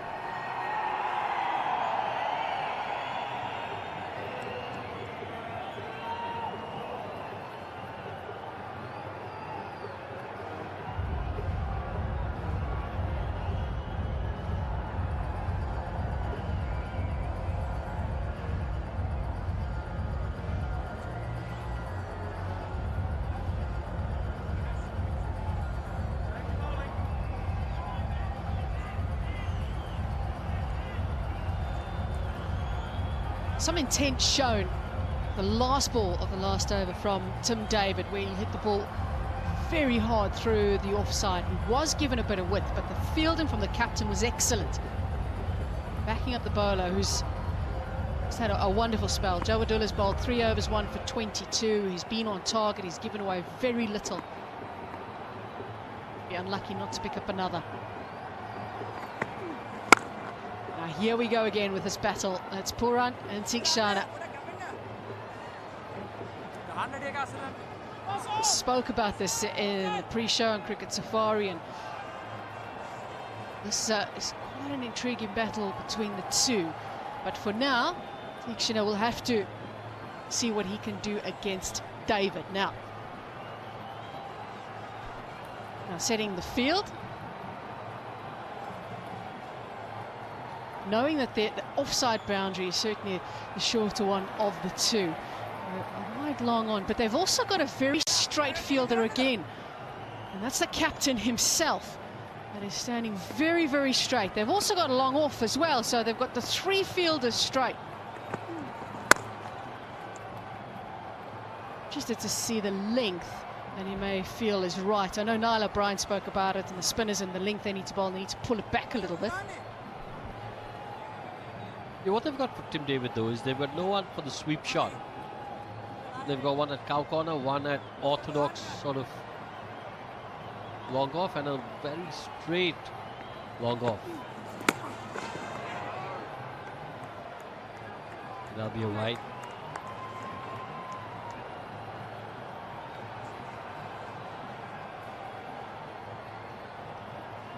For Nicholas Poole though, they've got an orthodox deep square leg, a mid wicket, deep mid wicket, and a long on.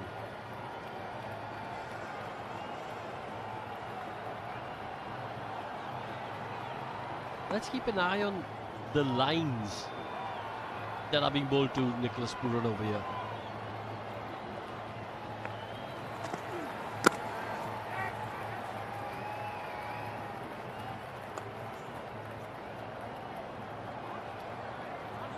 Been good from Teekshana up until now, just 4 of the over.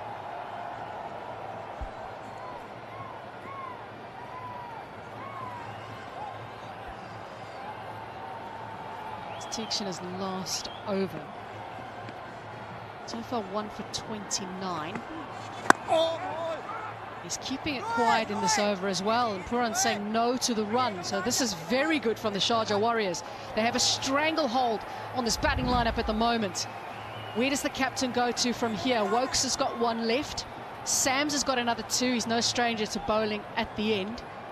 Jawadullah, though, is in the middle of an excellent spell, and he's also got 1 left. So something for the captain to think about where he goes to for the last 4 overs.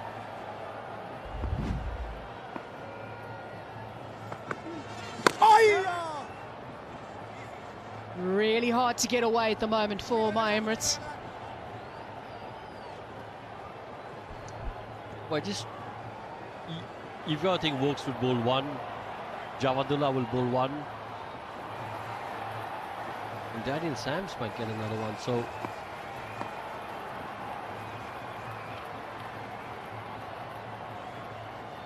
the question arises, will Gregory get a second over?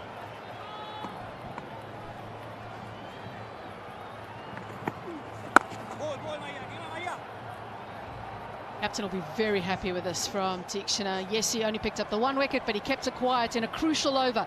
That's 130 for 4.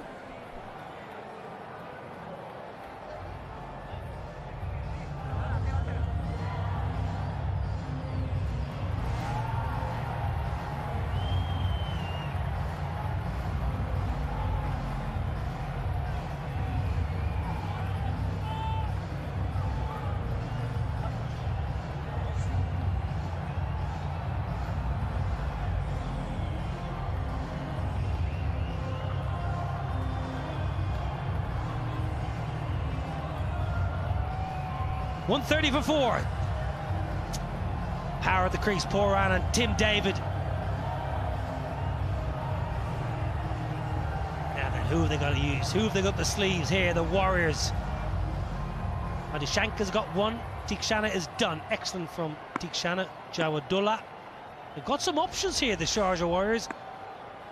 Big phase of the game. Daniel Sams starts with a wayward one as Waqar Younis slides in alongside me to close out the innings, as he did so well for Pakistan and Warwickshire and Surrey. Yeah, Sharjah reminds me all the good stuff, all the good times back in the 90s. small ground and reverse swing.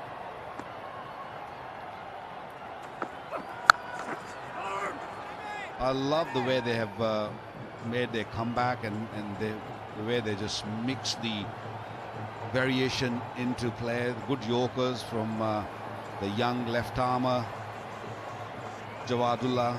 Beautiful bowling from him. They needed someone to inspire, and I think it was Dikshana's first when he came back into the attack, picking up Fletcher's that run out, and then of course followed it up by that young Jawadullah. Sam's into the surface. Yeah, you mentioned Dikshana. His first over went for 16. 3 overs after that, just 15. Nicholas Pooran, who's good conditions in this part of the world. Wonderful 143 of 160 balls to the West Indies under 19s against Australia. Now the West Indies today, they turned over England at the under 19 World Cup in Poch. What a turn up for the books that is. You're very excited, Neil, aren't you? What, England lost? Yeah. I live in England. Yeah, so better be careful what you're saying then. 176 will be the target they'll be looking at. Crunched, but what a great half stop. That was hit very hard. I reckon that was going all the way to the boundary. Good backing up just about. Tim David, who felt like he came into the tournament in lackluster form, but when you got his power, it doesn't take long. It was the Gulf Giants that felt the wrath of Tim David. I think it's time now to these two, one of them at least, is going to start going. That's 41 of 15 deliveries. This sort of inning is required right now. This pitch is a little bit slow. That inning was played back in Abu Dhabi. But yeah, they need someone or one of these two to just play a gem here. Maybe another wide. See Tim David setting up deep in the crease and shuffling across to the offside, and Daniel Sams just tried to follow and try and get that wide Yorker in, but just got it wrong. So bowling at this stage, Waqar, with the surface and the skill sets that you had at your disposal, what would be your plan against someone like Tim David? Yeah, simple. Yorker. Simple. This ball at his legs. I know he goes deep in the crease and he gives himself a little bit extra time, but don't be worried. At the moment, Sam's a little scared that if he bowls anywhere near the stumps or anywhere inside that line, David's going to really, hit him and try to go for a big one here. But I would say just come in and look to bowl in his pads. He's a big man. Remember, when a big man is batting, just get to his feet. I'm not saying that York him outside the off stump or bowl him offside. Get him onto his legs. That's the best way to go. Don't bowl there is what you're saying, Waqar Younis, because you'll be hit for 6. Yeah, he was searching for it. He was looking for that length. It's been a while. He's batted for what? Good 15 deliveries. Normally by this time he's somewhere around 50. But yeah, that delivery was in his zone. Let's have a look. You mentioned ball in at his toes. He's going for the wide Yorker line. He sees it differently, Daniel Sams. He's trying to stay out of the arc. Tim Davis got too much power, and the reach. Tall man, he's got great reach. Pressure on Sams. He's getting it horribly wrong. Would you ever go cross seam, Waqar? Well, if it is not swinging, then I would say yes, there's a little bit of grass on the pitch, and I look to bowl a cross seam, because we saw earlier Gregory bowl a couple of deliveries which stopped in the pitch with that grass on the surface, and ball might just stop. I think that's not a bad ploy if you can bowl with the cross seam. But yeah, outside the off stump, he's got a big reach. Remember that. 13 off the over. Nick, he persisted with the wide line. He got carted for 6. He bowled a couple of wides, but he will say just reward, because that's a massive wicket. That's a poor shot, I would say, because the ball was there to hit over extra cover. What he did, he allowed the ball to just bounce a little bit and tried to play a little late. And the reason that extra kick, that extra bounce, cross seam, there you go. We were just talking about it, the extra bounce, because he tried to play it a little late, played it finer, got the thick edge, not a fine edge, it was a thick edge. That's a massive wicket. They know that. Getting Tim's wicket right now really dented Emirates. It's 143 for 5.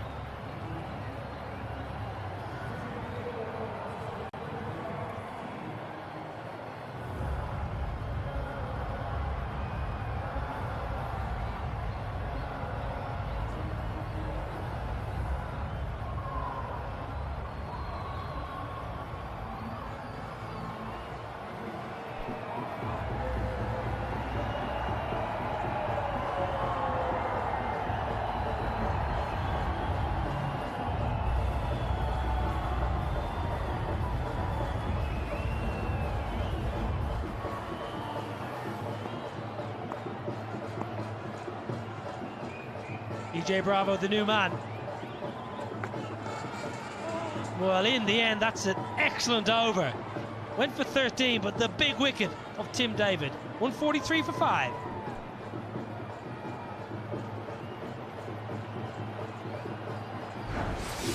Well, this is the end of Tim David. Cross seam, and just watch the ball kick and bounce. Third was inside. It was a free hit, really. Tim David will be gutted. Testament to the form that Tim David is in, really. He's been patchy of late. Huge for Sams, who's been a really good pickup by the Sharjah Warriors this season.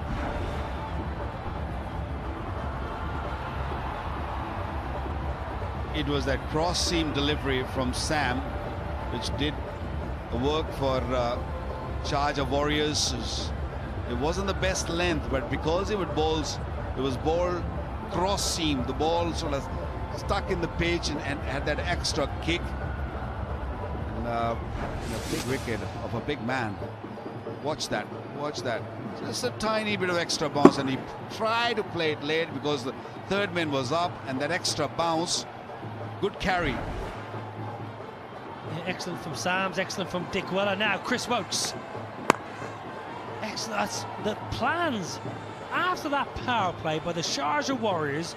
First of all, you got to get your plans right, Walker. But then the coaches and captain can implement plans in a meeting. But you, as a bowler, you've got to execute. And I think the Warriors have done that very well. Yeah, it's important to follow the plans, but sometimes you have to, when you're in the middle, you have to also listen to yourself. You also got to go with your instinct at times, and it pays off. You have that feeling, you get that feeling sometime as a bowler that if I do that, I'll be successful. Another wide here. Extras are really killing them, 18 off them. The ball beautifully in the beginning, especially Wokes picking up that early wicket and swung it.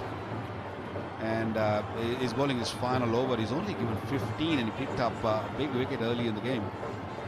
Chris Wokes, World Cup winner, of course, 3 for 37. In 2019. What a wonderful day for English cricket that was. Slightly leg side, just leg side.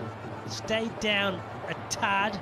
Bravo, as he was dismissed in his previous innings against Jason Holder, if we remember, in Dubai when he was back. He should have been forward. Bravo was trapped in front. I just felt that one nipped Walker. Looked like it was just sliding leg side. That's the advantage you have if you can bowl in the stumps, in the line of the, especially to a new batsman. Yes, when somebody's set like Pooran is, you just want to stay away from his arc. Like that. It's wide. Got to stay a little bit inside that line. At which stage, Walker, as a bowler, because what they're saying, they want to keep it away from Pooran's arc, the leg side. Is it okay as a bowler to give up a couple of wides without, I suppose, backing out or carrying away from your plans and getting too close to something and getting carted for 6? A couple of wides I don't mind, but the amount of wides they're bowled, that's not on. Well, that's the problem, Walker. You go away from your plans, you go for the stumps, and you get hit out of the ground. DP World, another 6, and they're donating A cricket kit for every 625 kits now going towards grassroots cricket. That's the risk Vokes took. I think he saw Pooran moving in his crease, and that was a monstrous hit. 95 meters. Because he moved outside the off stump, he took a bit of risk, took a chance that I might just sneak through, get that LBW, but no, not to Pooran. Little greedy here, Vokes. Well, that's what we were talking about, because obviously the plan for Vokes was to bowl wide Yorkers, and he bowled one too wide, and he got penalised. But what we were talking about was, do you persist with the wide Yorker line, okay, and say, listen, we might bowl 2 or 3 wides, we might get it wrong, but that shot is eliminated. I don't mind going around the wicket and trying to target that Yorker length outside the off stump, because you want to bowl at Pooran toward that bigger boundary. This is a smaller boundary. This would have been 6 anywhere in the world. Width and there's protection. Joe Denley, no! Joe Denley, normally so sound, whether in the deep or in the ring. This one was hit flat, it was hit hard, it was the wide line again, and Vokes should have had his man. Yeah, that ball was travelling very, very quickly. It was from the middle of the bat. He hardly took off, just went flat, went straight. I don't think he judged the pace there, Joe Denley. Put away in the offside by Nicholas Poor. You just don't want to give someone like Pooran life. You don't want to give him a life, because he'll make you pay. It was a slower ball. Not like Joe Denley. I must say, I'm with you, Walker. I don't think he picked up the depth of the ball because it was travelling. Have a look. Rushing towards it, then realised maybe I'm getting too close. Hits him in the kind of heel of the hand almost, and Chris Vokes will be gutted because he'd been carted out of the ground. They should have had his man. And also, I think he misjudged the speed. Ball came really quickly to him. 12 of this over. Good one for Emirates, 155 for 5.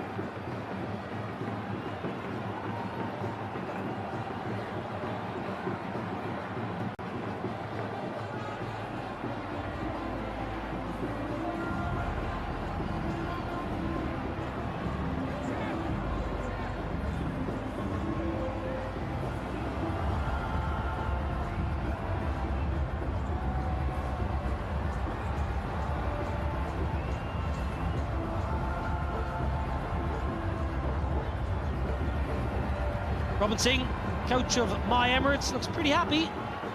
Normally a fairly easy person to read, Robin Singh.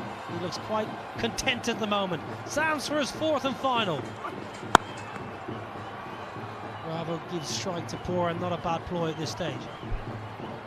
Well, that's the right way to go. I know DJ Bravo has played so much cricket, he'd be feeling that it's time for me to go for a big shot, but no. That is experience, smartness, that he knows that Pooran needs to face maximum deliveries. He's the danger man. 73-metre leg side. Another wide.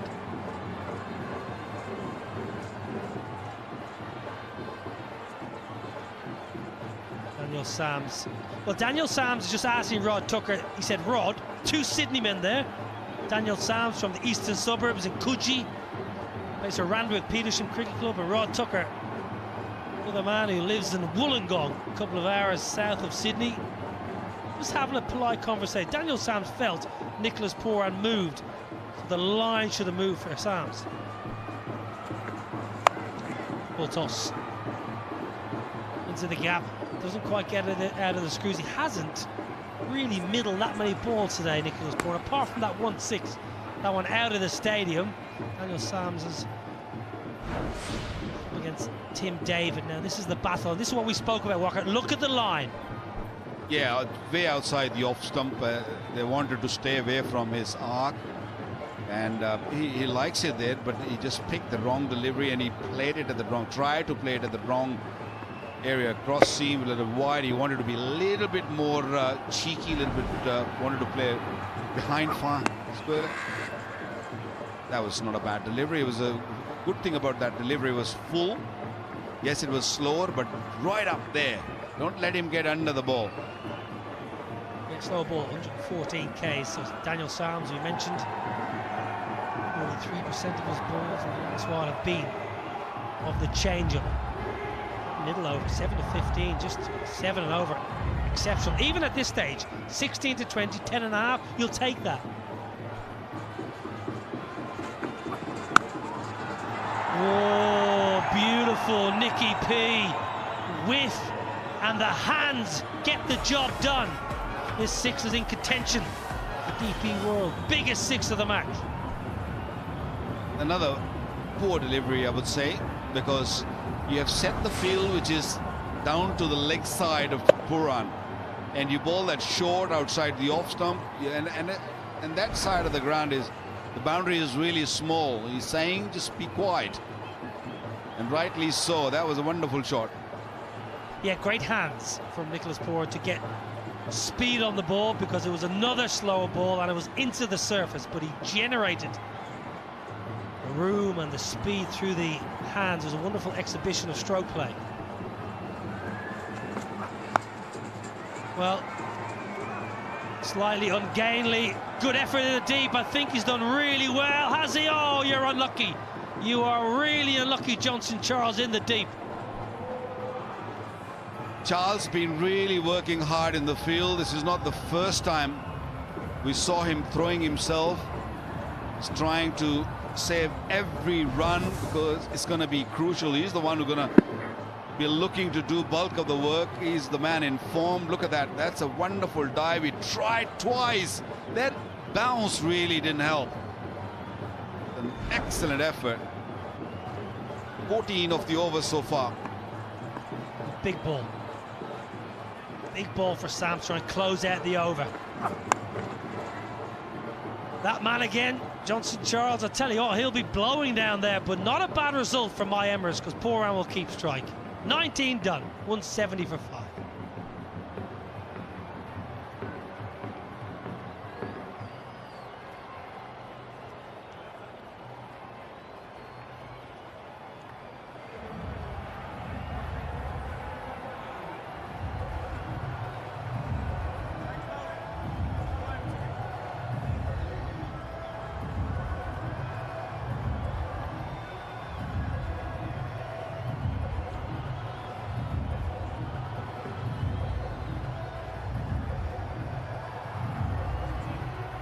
Six balls remaining in this innings. My Emirates 170 for 5. Power play was good, 61 for once. Middle overs was difficult, but Nicholas Pooran, as he often does for his various teams around the world, just there at the back end to cause some serious damage. He's got a short leg side boundary, and he's got a left arm bowler. He's going to, I presume, take a lot of pace off the ball. Leg side, long on, deep mid wicket, deep square leg. Jawadullah, given the responsibility, you like that, Wakar? Yeah, I don't mind, because he's a man in form. I know Madhushankar, international player, but if someone's in good form, give it to him. Give that ball to the youngster. Let him feel that. Let him feel the situation. He's going to learn a lot from this situation. Yeah, good call, I think, from Tom Kohler-Cadmore, because Madhushankar not been at his best in the tournament so far. Previous game, he had 49 off his 4 overs on his debut, his first game for the side. So I like that with Tom Kohler-Cadmore, going with who he fancies on the now. It may well have been a plan for Madhushankar to close. TKC said, no, Jawadullah, you're bowling well. What about Bravo now? Is he going to take matters in his own hands, or is he going to just nudge it for single and ask Pooran to take the last 4 deliveries? Got to run. He must run. Direct hit would have been close. Excellent from Pooran. Good game awareness. Dick Weller, not so good. Not so good from Dick Weller, because he should have realised that Nicholas Pooran was going to get on strike. He should have had that glove off, a la MS Dhoni. Yeah, the right glove should be off if you're a left-hander. That wasn't a bad delivery again. The youngster is really wasn't too far from the stumps, but Yeah, the glove off, at least one would have been a different story. Down the ground to Joe Denley, who put him down in the previous over off Chris Wokes. And good riposte by Jawadullah, who's had a wonderful evening. Joe Denley catches and hangs on. And Nicholas Pooran entertained briefly. Gotta go. What an evening that youngster Jawadullah is having. Picking out wickets, bowling really good lengths. Didn't allow Pooran to get under the ball or to get that elevation which he was searching for. Just a little bit fuller. Yeah, look at those eyes. He knows that that's a big wicket. That's a massive wicket.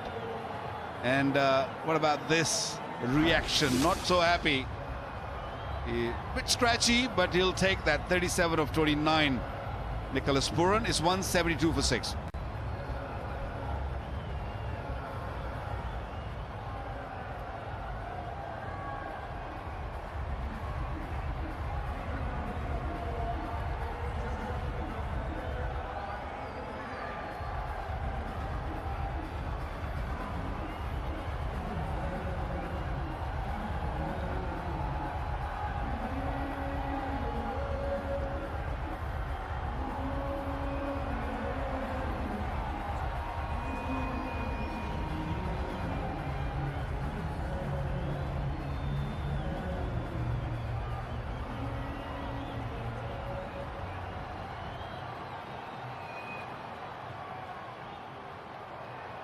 Akil Hussain, he's got 3 balls to work with up against Jawadullah, who's having a terrific night. Gone! Brilliant! I'll give you the last over. Don't let me down. He hasn't. The night's getting better and better for Jawadullah.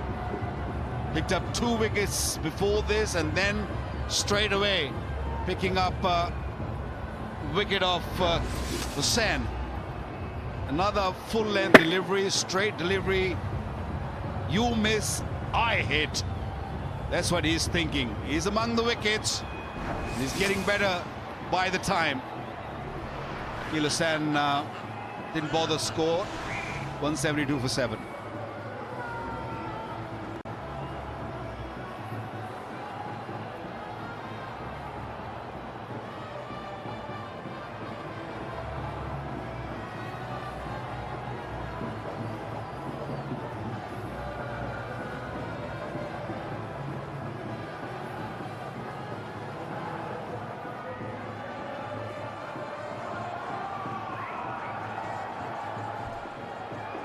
Hat-trick ball.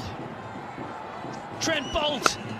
Oh, nearly squeezes through, but Trent Boult gets a thick inside edge and skips away for a much-needed boundary. It wasn't far away from sneaking through. Yeah, Jawadullah was not very happy with the fielder at fine leg.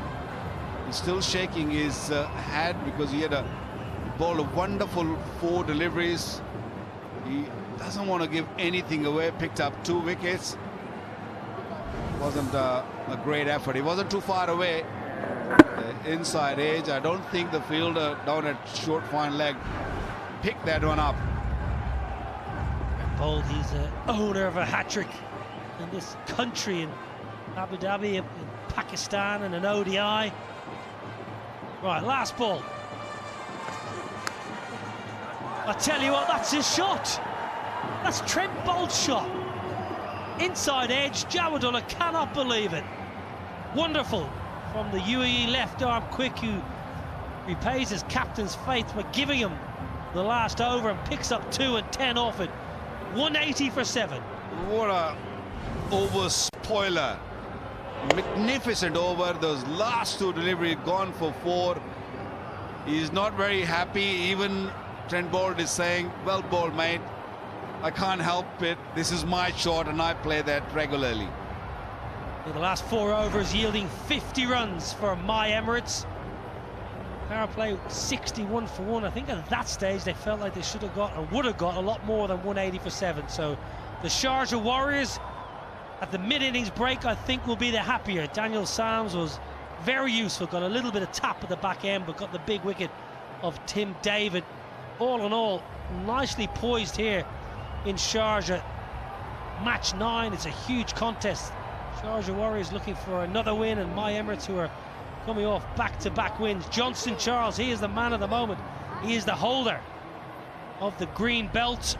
We'll see him very shortly, but I reckon we've got a good contest in our hands here. Yeah, I think so. I think 180 for 7 is not a bad total. It's the new ball which is going to be key. Power play, we all talk about that, how important the power play is. If you lose too many wickets, you can really go home quickly. Otherwise, if you have a good power play with the bat in hand, 180 I think is very much chaseable. 9 and over on this surface, which looks very, very fine, good to bat on. 6 bowlers used in total. I thought Chris Wokes set the tone with the new ball, got shape, 1 for 24 from his 4. Madishanka disappointing, 3 overs. Daniel Sams was expensive but picked up a big wicket. Jawadullah 3 for 31, the man of the moment. Tikshana picked up 1. 180 for 7 with 22 extras. Now we're going to get downstairs to Alan Wilkins for a special interview. Well, Chris Wokes, 180 on the board. How do you feel about that? Yeah, I think we're pretty pleased. You know, it's always, when it's a decent wicket here at Sharjah, you know, we shoot small boundary one side. I feel like it's actually hard to stop the scoring rate. So I think to keep them to 180 in the end, we're pretty pleased. The ball came out beautifully for yourself. You were swinging it, you know, with the brand new ball. Were you tempted, or was the captain tempted to give you a 3rd over on the trot? We didn't have that conversation. I think I'm always happy to bowl 3 in the power play if it's going relatively well. But you know, it's captain's choice, so that's fine. But yeah, it did move a little bit at the top. It swung a little bit. I felt like the slower ball swung a little bit more. But you know, I thought we had a decent power play. It'd been nice to probably get another wicket. You know, wickets in the power play are crucial, aren't they, to stem that run flow.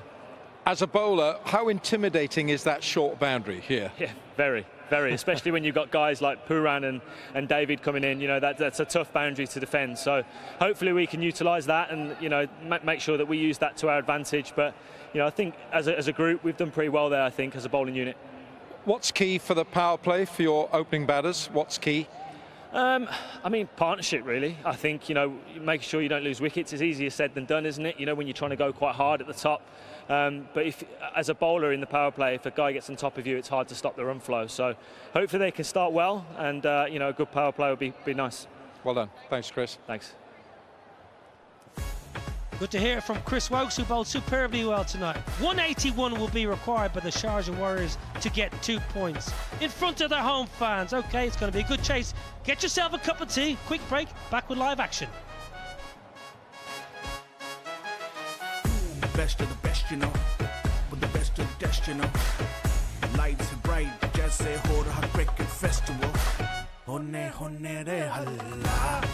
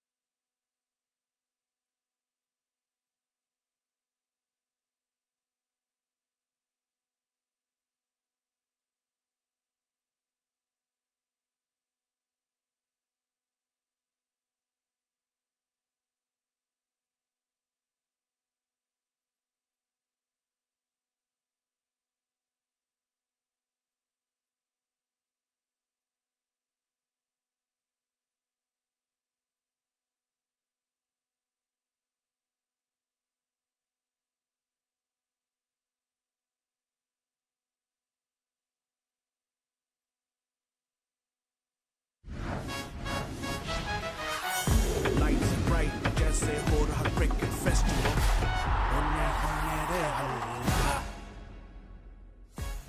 In the opening match that was played at this ground, the Gulf Giants made 198 against the Sharjah Warriors, and that was more than enough. The My Emirates tonight making 180. Will that be enough? They had an excellent start in the power play and a decent finish as well. Tell you what, that partnership up front was quite special, that is for sure, and it was needed because of the early wicket. They had Fletcher going very nicely for his 42. He hit 4 4s and 2 6s. Yeah, excellent partnership, as you mentioned, Nat. Really set the stage and the platform for My Emirates to get to 180. 93-run partnership coming in just 58 deliveries. After that, there was a little bit of a rebuilding phase with Pooran and David, 38. And then Pooran and DJ Bravo, 29 of 19. Just a little cameo there. But My Emirates, they'll be thinking, yes, we've got 180 on the board, and Warriors, who've struggled at this ground, have got to get it. Pereira and Fletcher, the partnership, though, as you can see, Pereira really flavors the leg side region. And Fletcher more down the ground and towards the offside. And when you've got two players who like playing in different parts of the ground, just makes it tougher for the bowlers. What line do you bowl? What length do you bowl? Pereira, though, 3 big 6s. Fletcher with 2 big ones. But as you can see, Fletcher straight more often than not. Wokes was brilliant up front. His first 2 overs were excellent within that power play, but then there was a few runs leaked, in particular by Madhushankar. Sam struggled a little bit with giving runs away, but that middle phase by Sharjah Warriors was excellent. The bowlers were good, the fielding was good, the captain made excellent changes as well, and that's what brought them back. But that little flourish at the end has pushed them up to 180 for 7. This youngster has been superb tonight. 24 years of age, just playing in his 18th T20, and he picked up 3 for 31. He's been in excellent bowling form in the last little while. Last year, for the Sharjah Warriors, he picked up a total of 5 wickets in the 7 games that he played, and he's took 3 tonight. So the target 181. It'll be fascinating to see if the home side can get there. We'll see very soon. Lights bright, जैसे हो रहा cricket festival. होने रे हल्ला.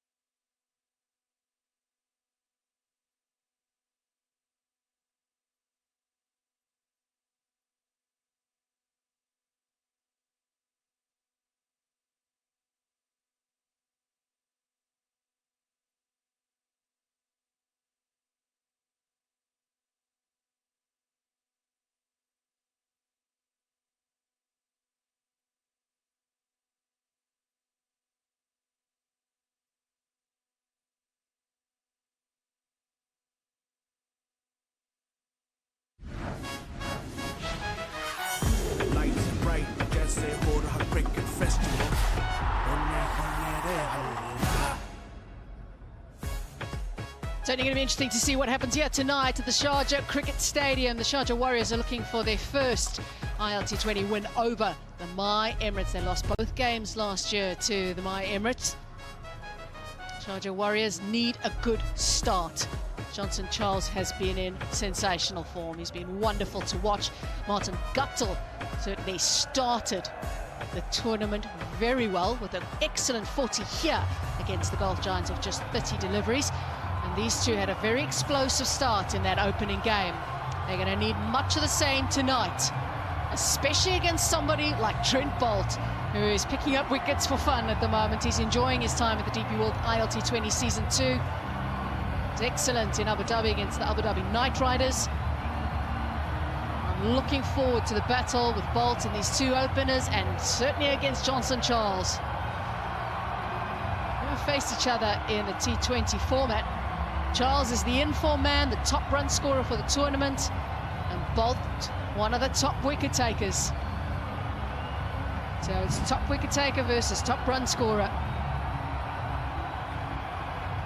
He's made scoring in this tournament look very easy. He's had an excellent 12 or so months in his career, just recently passed 6,000 runs. Spinnett will be first. There were some suggestions that maybe Sharjah Warriors should have done the same thing. Maybe should have gone with T20 early on. They went with two seamers, and Emirates have said, no, Akeal Hosein, you do it. Right, we've had a super sub. Martin Guptill is in for the Sharjah Warriors, and Dilshan Madhushankar makes his way out. Martin Guptill hasn't had to field right through the tournament. He's been the specialist sub.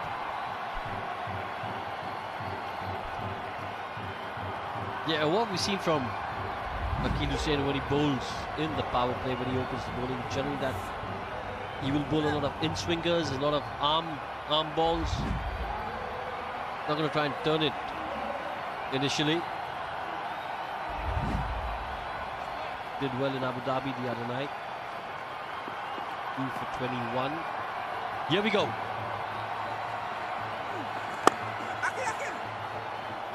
And there's that in-swing straight up.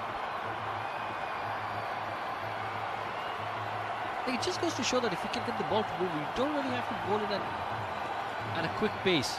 Just hit the right areas. Especially in T20 cricket, where the batter's got to do all the running, so to speak. He's going to try and be aggressive in the power play, try and hit you. So if you're hitting the right areas, get the ball to move, it's always a tough proposition.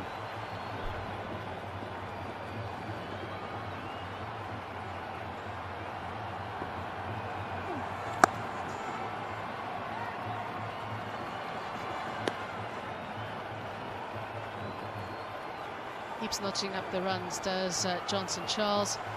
Just missed out on 100 the other night. Did magnificently well.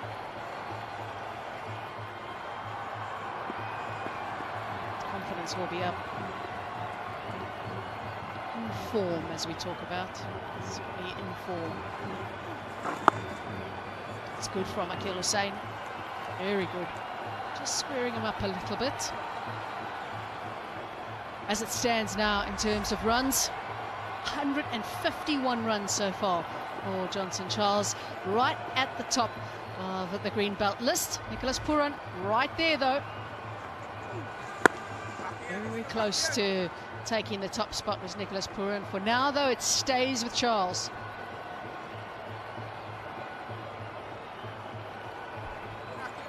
Yeah, and it's so key in tournaments like this where matches come thick and fast that you really get off to a good start. Your personal form is good.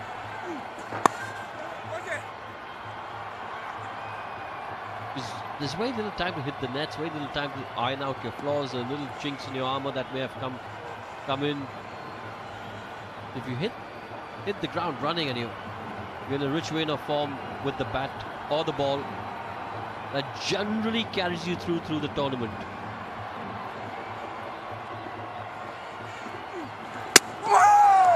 He's got the top run scorer, and he's got him early.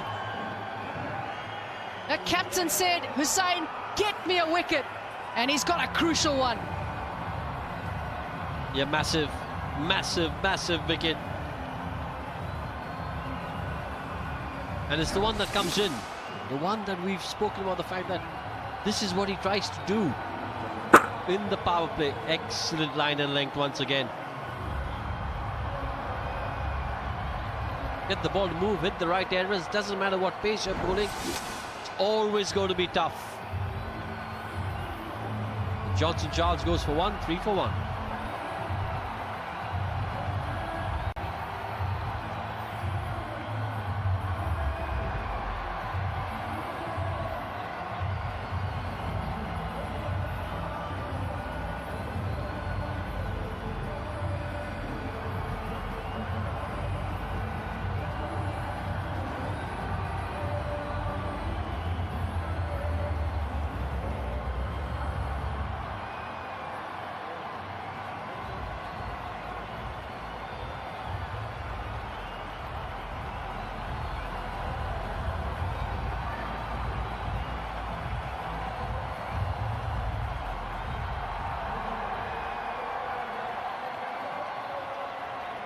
Won't be Johnson Charles that puts the runs on the board tonight for the Sharjah Warriors. It's going to be Tom Kohler-Cadmore who comes in nice and early.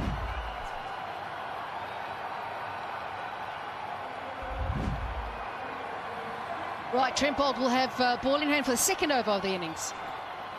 Spoke a lot about Boult and the matchup with Johnson Charles, but it was Akil Hussain who's picked up his wicket.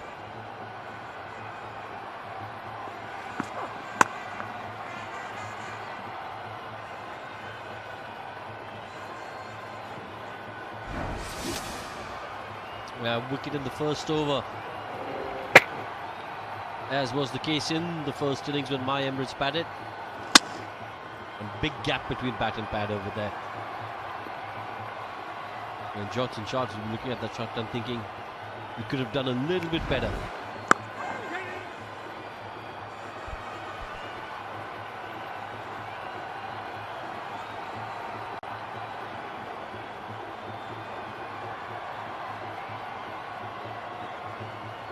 Tactics good from Nicholas Pooran so far.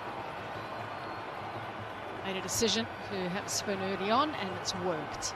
Did hear from Wokes early on that he said the slower the ball, the more the ball was swinging through the air. And you spoke about the in-swinger from Hussain. Chipped in the air and gone. The home side are in trouble early. Oh, it's a big one. It's the skipper, TKC. Such a dangerous player, TKC. We've seen that in the past, and that's why the celebrations from the My Emirates team. Did it just hold up on him a little bit? Swung in nicely. As easy a catch as you could expect to get. Earlier follow through as a bowler. Brent Boult's been on fire in this tournament. TKC though goes for 0, 4 for 2.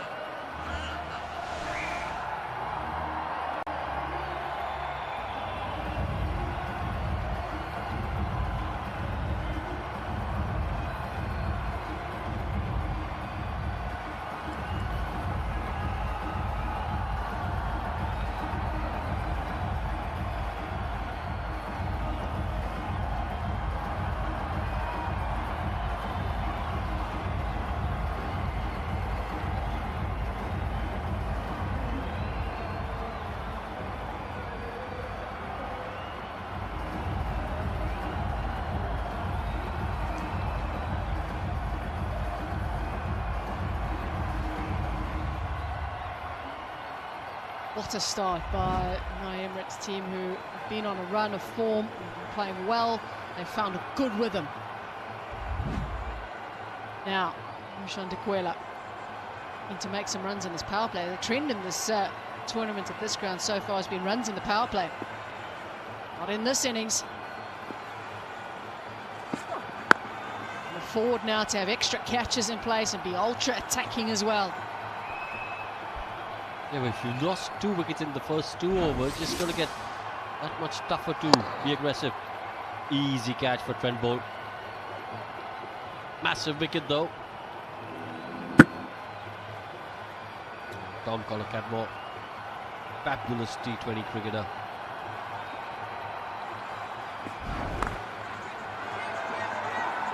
Maybe a little counter-attack now from the Sharjah Warriors. It's going to stop. They'll get 3, which happen too often at this ground.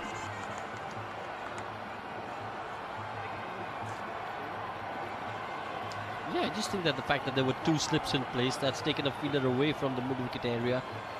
That's why, like you said, 3 runs. Don't see that too often over here. A tough tournament for D'Quila so far. 4-7, and now the moment batting at 3.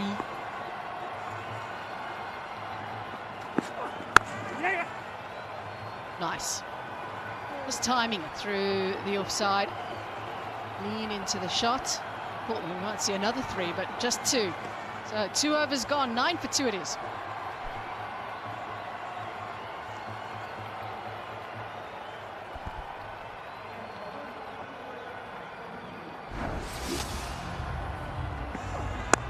Yeah, just came back into PKC, and he had a quick look at the pitch as he was walking, so I get the feeling that may have just held up a little bit as he played that shot.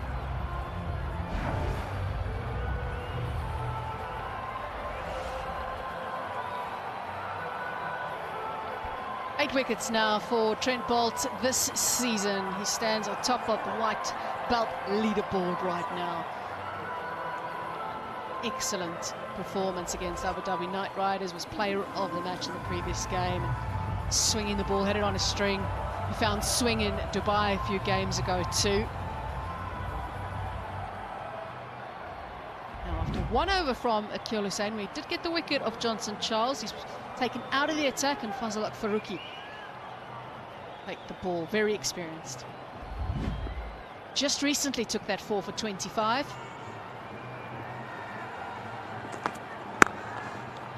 Lovely. Straight down the ground. All it takes is a bit of timing and placement. A classical shot. The key here was just keeping his shape, because he didn't try to hit it too hard. Was in the slot. Full face of the bat as he played that. As a young kid, you're always taught, try and hit the non-striker. Or when you're playing a straight drive or a non-drive. It's fallen short. Edge, it's dropped short.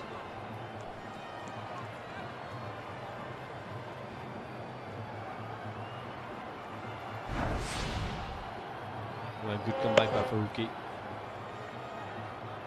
Falling short of Bravo though. Just dragged his length back from the first delivery that he bowled.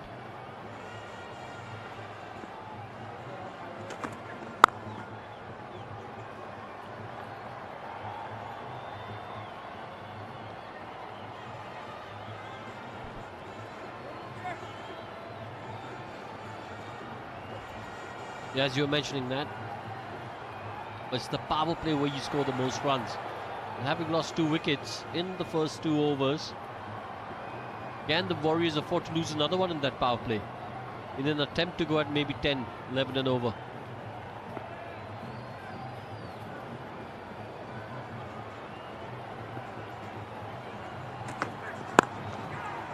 Oh, yet again, it's shipped in the air. Just mentioning whether or not it stuck in the surface a little bit early on with the Colacadmore dismissal. Just wondering if maybe it's done it again.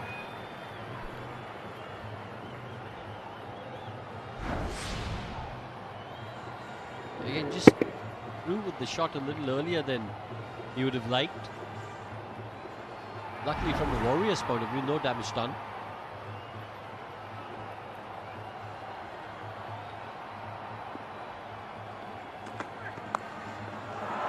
Lovely. That is so good from D'Quila.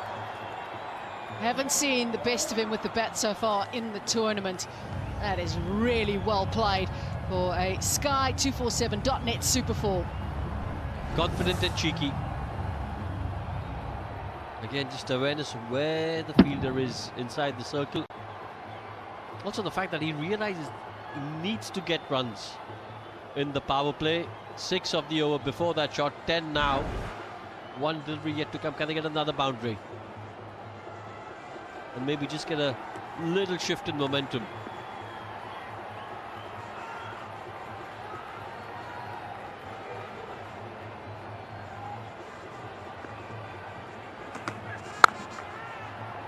Made a lot of room for himself, showed all of his stumps and gave him a chance just to free the arms through the offside. It's 23 for 2.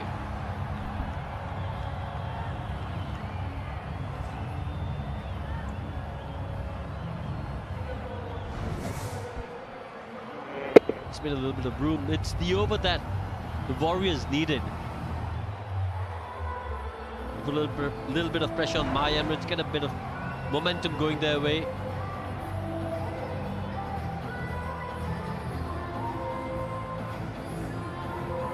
That could be 1-6. Well, that's what the fans want. Thank you, Emirates Cricket Board. Sharjah Warriors, you can win.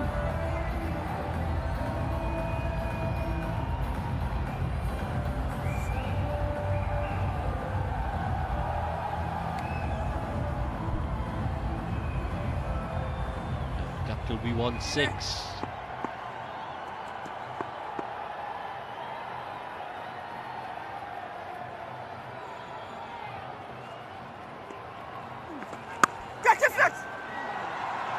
Finding a way through is Martin Guptill.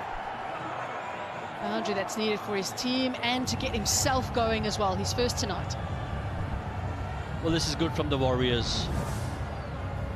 They realise the importance of the power play. They realise that they've got to get going. And even though they've lost 2 wickets, they're not slowing down. This is excellent stuff from the Warriors.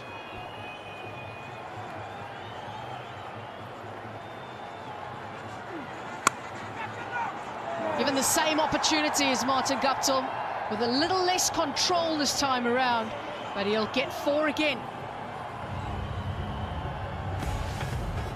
Yeah, 2 consecutive 4s. A little bit of pressure now on Akeal Hussain. Striking his length back a little bit, and Marty Guptill quick to seize on that. Just rocks back on the back foot. Luckily for him, in the air, but finds the gap.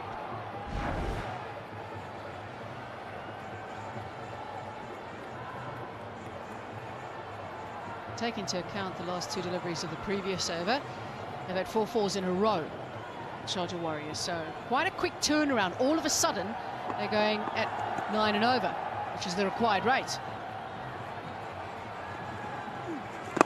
Quickly this game turns around. Changes so quickly. We saw that also when my Emirates were batting. They were 61 for 1 after the first 6 overs. And then all of a sudden, the run rate just dropped, plummeted. Change really quickly.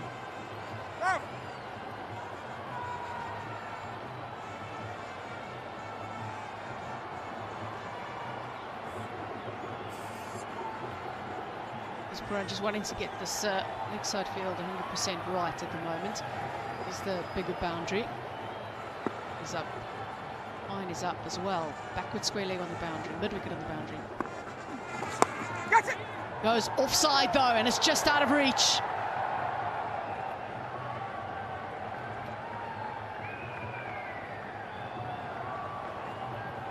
Well, not where he wanted to play the shot, but he picks up 2. Thick outside edge to that outswinger.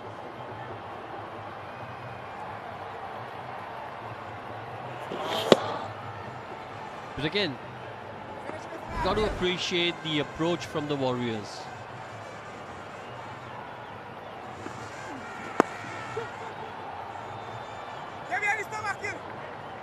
Going to take a second. It's a very well judged second, knowing that it had gone just about nowhere. There's a lot of work to do off the fence.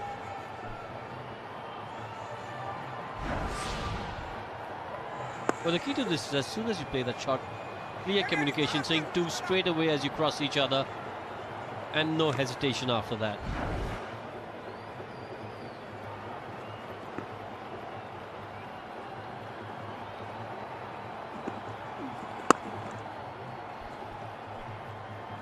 This time around, hit with a little bit more force, so it'll be just a single. But momentum has shifted. It's 37 for 2.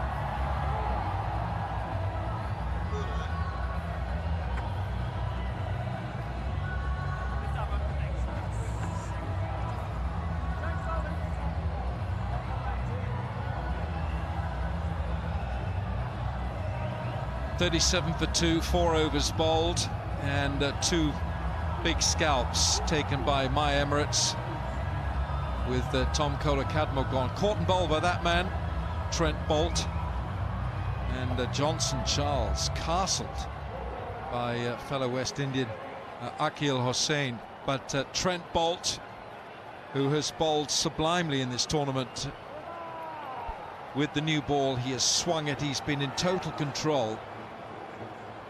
He's coming on from the near end now. Oh, look at this from Trent Boult. Where did that come from? Shoaib Akhtar, give us your... Comes from the fast arm. We're talking about the pace. You can get the pace in this pitch if you just bend your back. Look at the arm speed. Look at the carry. You would like that, Vicky Bhai. This is what happens when you have a fast man walk into the com box. Shoaib Akhtar in the house, and you saw a different bounce suddenly. Have you ever seen a bounce like this here on the Sharjah pitch, Alan? Not very often. I can tell you, not very often at all. Yeah, there we are. Waqar, Shoaib, chipped out. Tim David, as simple as you like. We're going to see some entertainment when Shoaib Akhtar is in the com box. We saw a quick delivery from Boult, which bounced and carried up there on the shoulder, and then now this one, a little bit fuller, uncomfortable Dikwala, not comfortable at all, and also comfortable Tim David. Big wicket here. Dikwala, who looked pretty good for his 22 of 13, but now is walking back. 37 for 3.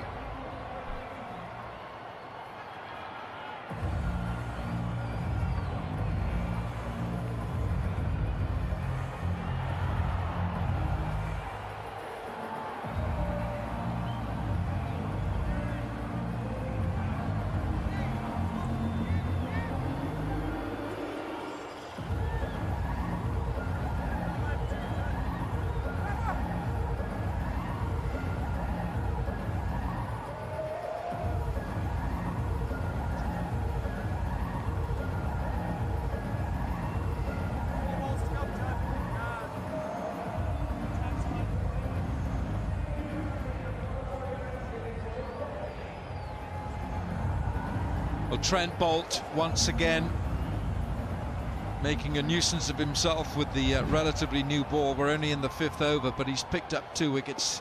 Brings in the Englishman Joe Denley. 6,500 runs.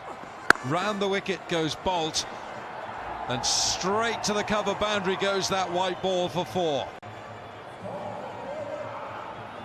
Yeah, that's a good start, isn't it? That's really good start. It was there.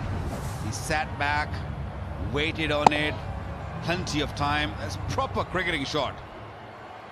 It is indeed, but why is he bowling around the wicket to the new batsman? That is my question to you, sir. Gonna come round over the wicket at the area. What do you think? I think the ball is not swinging that much now, so you just want to create that angle from round the wicket and look to tuck the batsman. Bit more bounce in the evening we've seen. He's a very experienced player, Joe Denley. 37 years of age. He's supremely fit. Fitness has been one of his big things in his cricket career. He's played 15 Test matches, 16 ODIs and 13 T20Is for England. And he brings that experience. He's scored. He's been a heavy hitter in franchise cricket.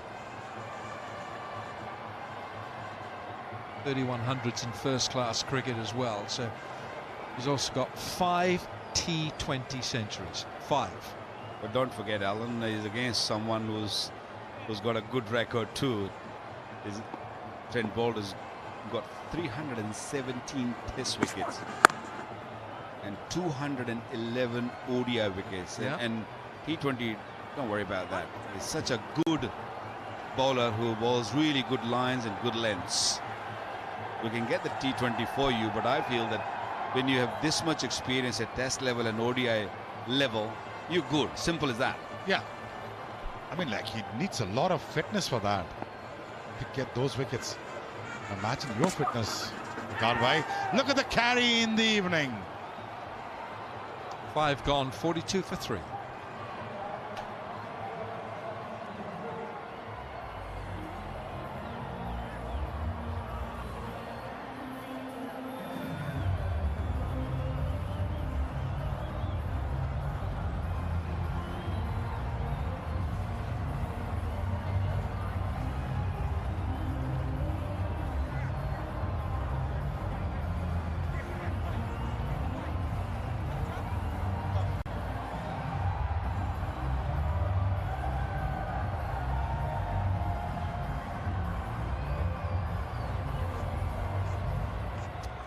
Right, so the super sub in Pereira is out, and Waqar Salamkheil is in. He's the wrist spinner, the left arm wrist spinner. Super sub. Salamkheil for Pereira.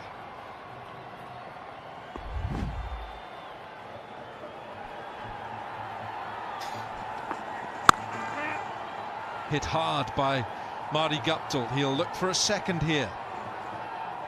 2 players here, Guptill and Denley, who have similar technique. They're both very strong and they love to go down the ground, playing straight. 2 classical players right here, heavy scorers who will look to dominate. But they haven't got much time to consolidate here. 3 down, the Warriors in the power play.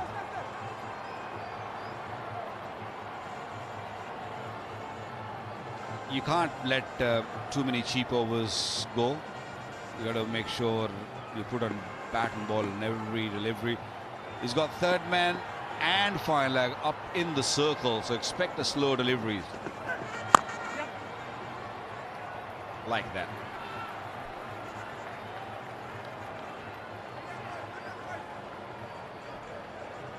As a fast bowler, both of you, as fast bowlers, how intimidating are these shorter boundaries when you're playing here at Sharjah? Show it. Do you worry about them? No, not never. at all. Even the batsman lift the bat, I was worried about, because he was going to hit me. It was disrespectful. It was kind of disrespectful for me that, you know, he's going to hit me for 4. So the boundary never mattered to me, but what mattered to me is that where I'm putting the ball, am I able to take wickets or not? You know, we always learn the one thing from the 2 Ws as to how to take wickets. And once you take the wicket, when you get the chance, you just rip through the batting lineup. Cricket has changed over the years, evolved a lot, and this T20 cricket has, you know, has really helped these batters to hit those big sixes. Big shots have come into play. A lot of variation now. Back in the days when we played in the 90s and a bit of 2000, more 2000 for Shoaib, we didn't really need to bowl too many slow deliveries. Bowling! What a wonderful delivery! Came in sharply from around the wicket and took the middle stump out. It's a crushing blow for the Warriors to lose Martin Guptill. Faruqi on the mark. Bullseye from Faruqi, and it's 4 down now for the Warriors. They're floundering here in Sharjah. It's It's the angle. He's come wide on the crease, and Marty Guptill choosing not to go down the ground but looking square of the wicket to make contact with the ball, and he clearly missed. He's gone for 17, Warriors 46 for 4.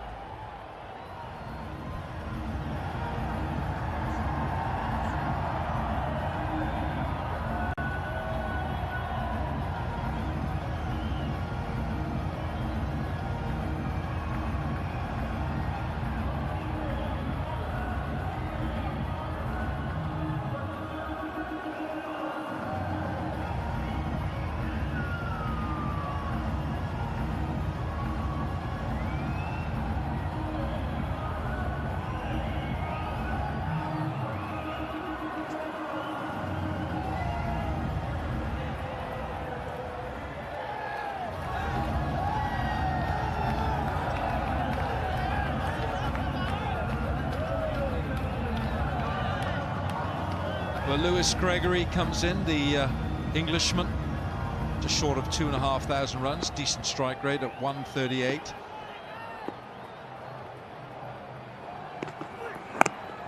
Faruqi's bowling with good pace. His tail is up here. It really is. And not realizing the fact that the ball is getting through now. You hit the ball, hit on the seam, he's going to race us through. Absolutely wrong shot to play. Yeah, Shoaib Akhtar is very kind. It was an awful shot, to be honest, because trying to cut the ball from middle stump, which the ball is coming in, it's a new ball. What are the chances? Now, I would say, though, give Faruqi the credit, because he came round the wicket, wonderful seam, and the ball swung a lot, inducing the error. Again. It's well bowled, Faruqi. 6 gone, power play's done, 47 for 4.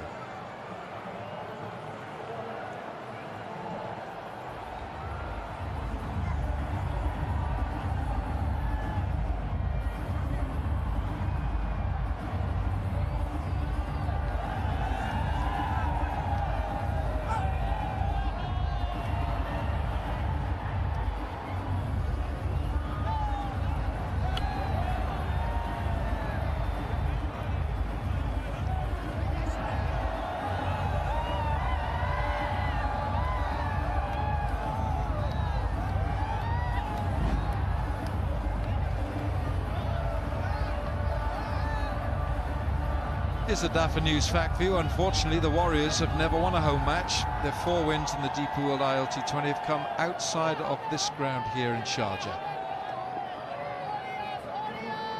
And they're up against it tonight against the My Emirates. Dwayne Bravo.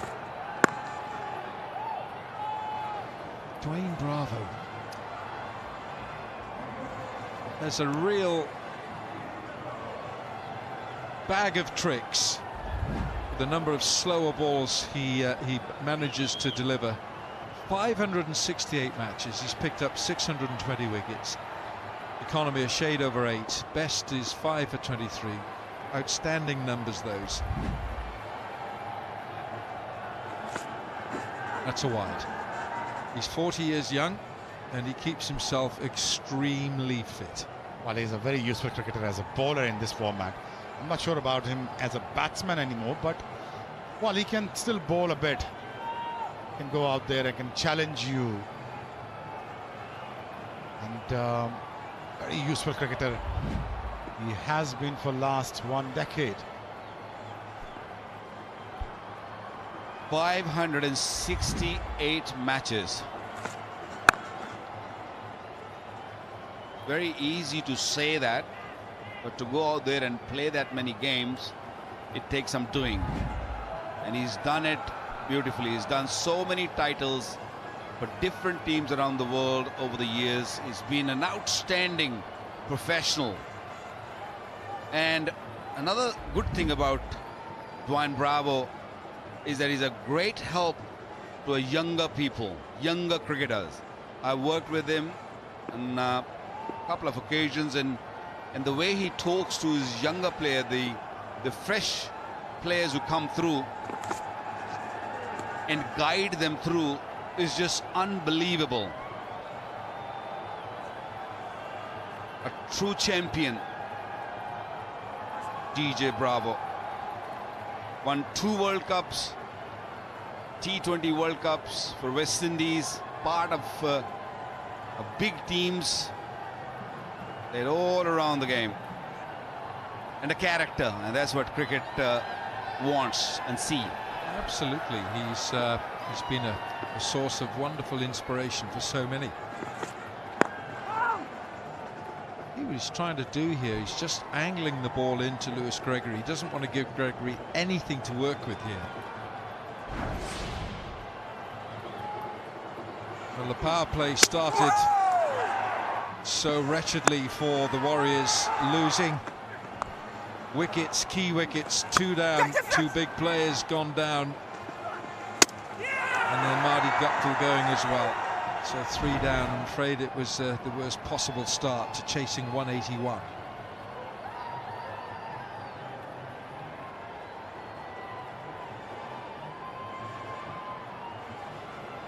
Is improving. Nicholas Pooran as a captain, as a leader, getting better with the time. So slow, the way that ball left the hand. Tim David, the fielder, it's done well. What pace? That was barely over 100 Ks, 106. Talking about Nicholas Pooran, that how smart he has become as a captain, and bringing on Akeal Hussain early on, very first over, while you have Hussain, while you have Bolt there, we had Farooqi there, and there's a grass on the pitch. He just went to the left armour, a spin bowler.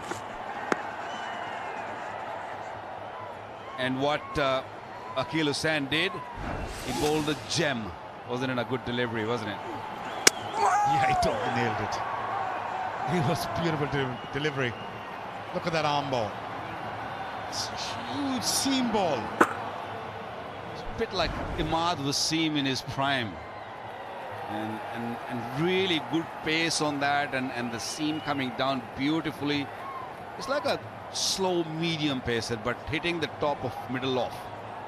What a delivery that was.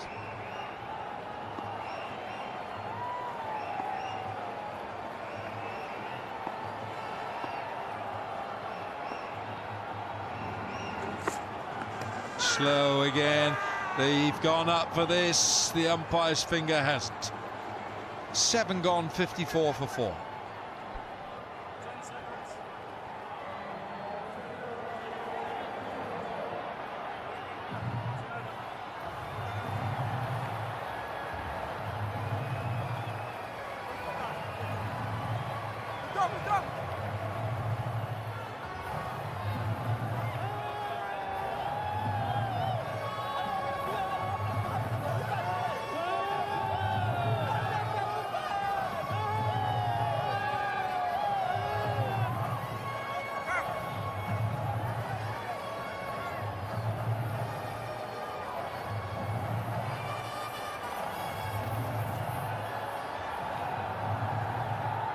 Ajay Jadeja. I hope Ajay Jadeja is not thinking that it's a line. You know, playing with the line, it's a cat. Right, Akeal Hussain back. Starts. There was something on that. Umpire said wide. Rod Tucker has said no wide.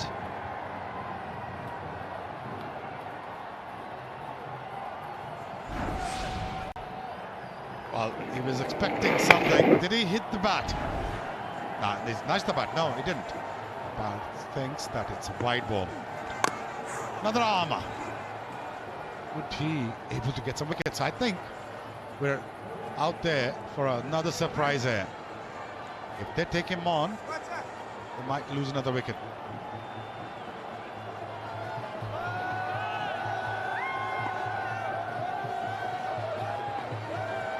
Warriors fans, they're still enjoying the evening, even though their side is on the back foot here. Oh, it's a chip, and it's a catch, and it's the end of Joe Denley. Another procession in Sharjah. They're getting harder. Things are getting tougher for the Sharjah Warriors. Won the toss, elected to bowl first, allowed my Emirates to get to a total where they feel they can win this game, and win this game by picking out wickets. Aqil Hussain brought back into the attack, and look what he did. Took a wicket of Delhi. He's gone for 6. 56 for 5 now.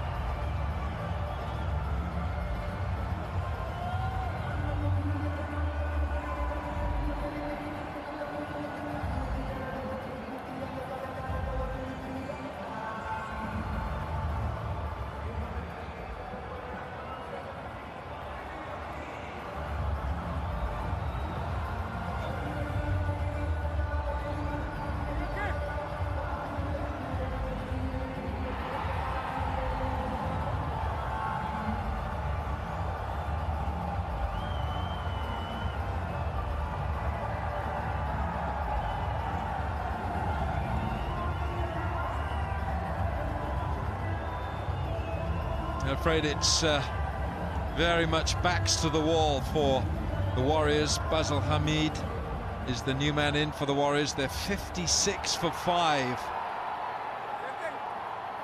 Born in Kerala, India, very much a UAE player. Aqil Hussain is bowling beautifully. He's bowled with such confidence, with such poise. His rhythm has been good, not just tonight, but in this campaign. He was wonderful the other evening in tandem with Trent Bolt. Oh, well, God, they are thinking that he can only bowl armour, but he also breaks the ball. He breaks it. Look at him. He actually deceives it with the pace. Here you go, another one.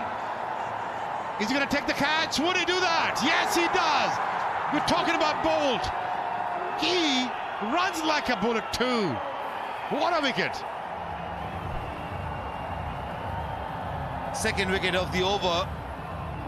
But an excellent catch by Bolt there at mid-off. Hamid tried to use his feet on a second delivery. He faced and couldn't really time it. It was a miscued shot, and he ran in hard, and he never gives up. That's his nature. That's his second nature. Bolt, he's picked up 2 wickets in the early part of the game, and now beautiful catch, excellent catch to get rid of Hamid. He's only scored nothing actually. 56 for 6.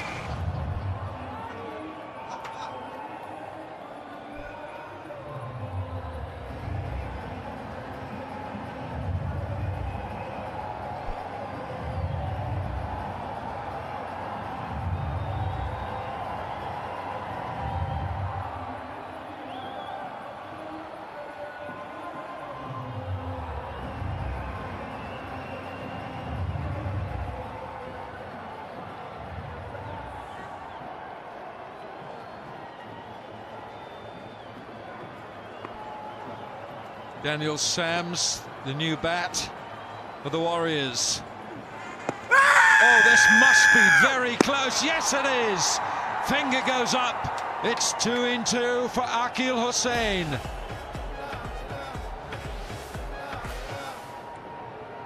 Leslie Reefer, TV umpire.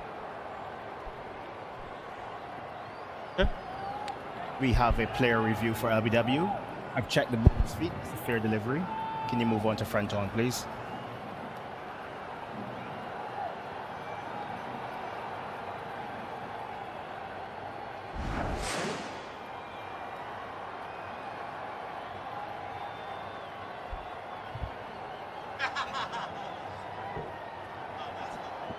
There doesn't appear to be any bat. Can I have ultra edge just to confirm?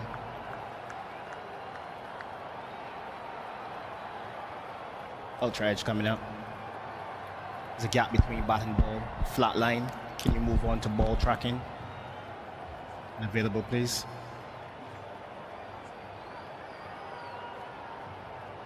Pitching outside off. Impact in line. Wickets umpire's call. Can you go back on field to Rod? Rod, stay with your out decision on the screen. Rod Tucker gave it out, and it's umpire's call. And once again, Akil Hussain has struck. It's his third wicket in the over. Sams, his stay is a short one. Daniel Sams, first ball. It's 56 for 7.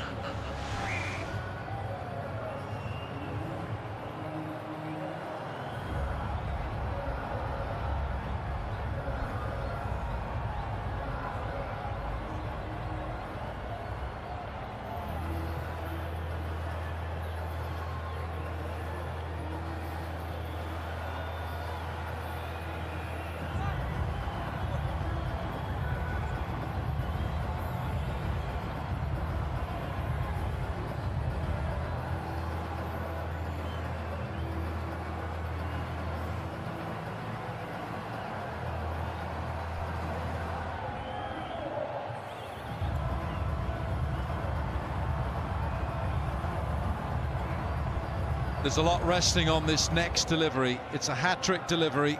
There's one ball to complete the 8th over, and no spinner has taken 5 wickets in the ILT20. And Chris Wokes has the responsibility of dealing with it. Heading towards 1,000 runs. He needs 10 for 1,000. He's on a hat-trick though. Akil Hussain, he's bowled magnificently tonight. Oozing confidence, hat-trick ball.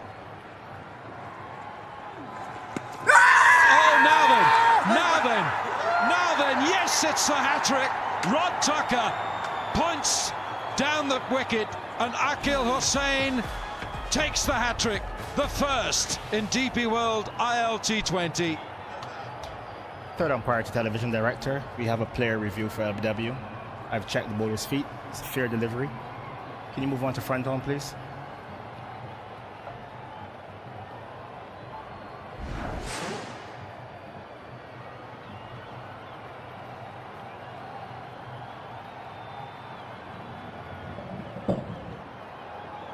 There's no bat involved.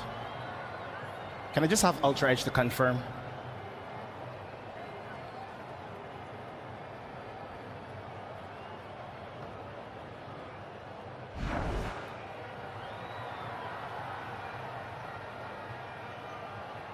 Just standing by for Ultra Edge, Rod.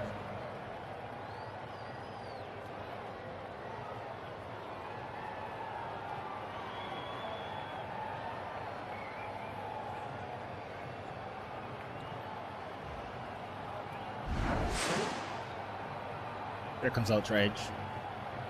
Keep rolling. There's a clear gap between bat and ball.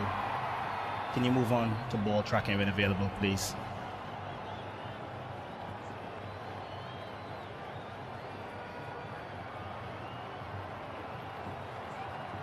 Pitching outside leg. Can you go back on field to Rod?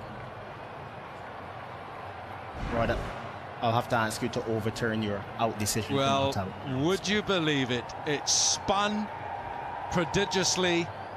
It looked every inch of the way as if it was the wicket, but it pitched outside leg stump. Neither Rod Tucker nor Akil Hussain can believe it.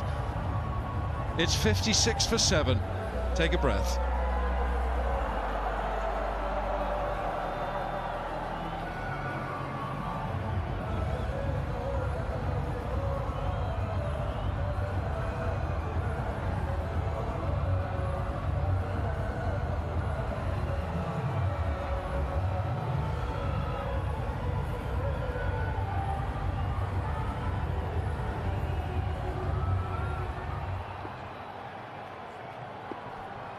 DJ Bravo to continue.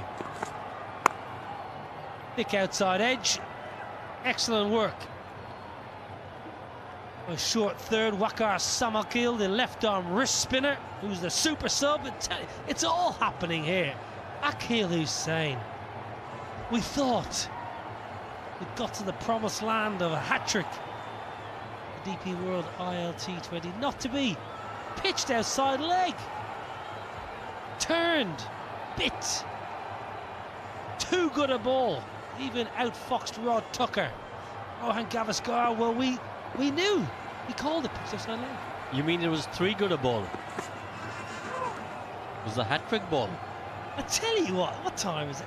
Oh, 20 past 9. You just come into life now, aren't you? You're a night owl. Yeah, body clock's got a little haywire over here. This is the first wicket. Easy cotton bowl. And the second one. I mean, Trent running like Hussein over there. Oh, that's really smashed, but straight to the fielder.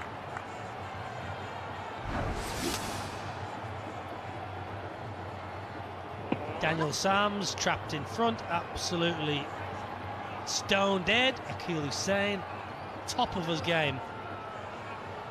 Got 4 for 19. Changed sides over the off-season. He was a night rider last year. I tell you, he's loving life in blue.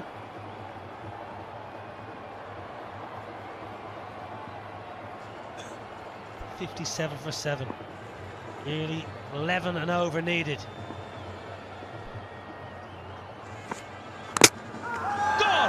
Dragged on. DJ, all the experience in the world, never stop smiling. My Emirates, demolition job. Inside edge, ricocheting onto the stumps. Now that picture there tells you a story. The Warriors camp, down and out. Just trying to play that on the offside, just throwing his hands out there. No real conviction behind that shot. Chris Wokes goes for 0, 57 for 8. Well, the captains and coaches are going to get together. I'm not sure what Johan Botha and JP Dumoulin will say, but Martin Saggers, tap of the watch, strategic timeout.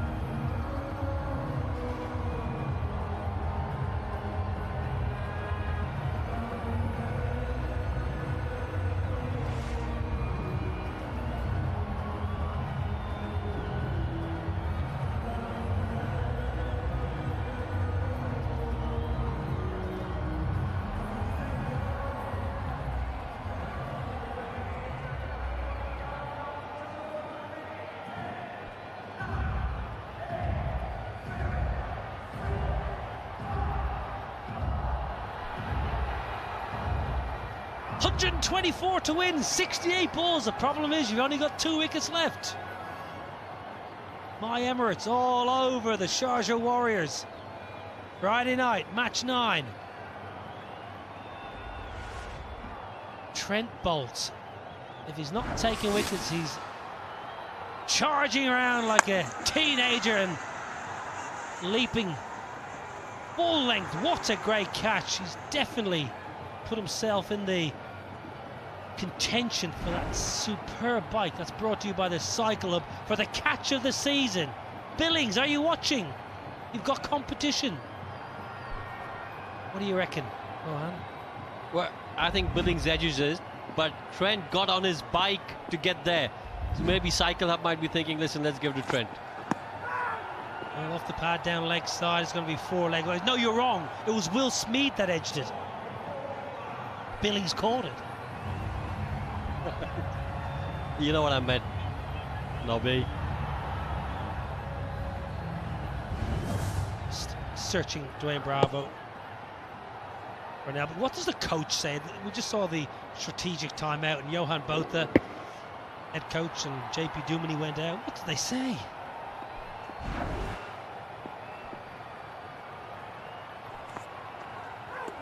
And a miss.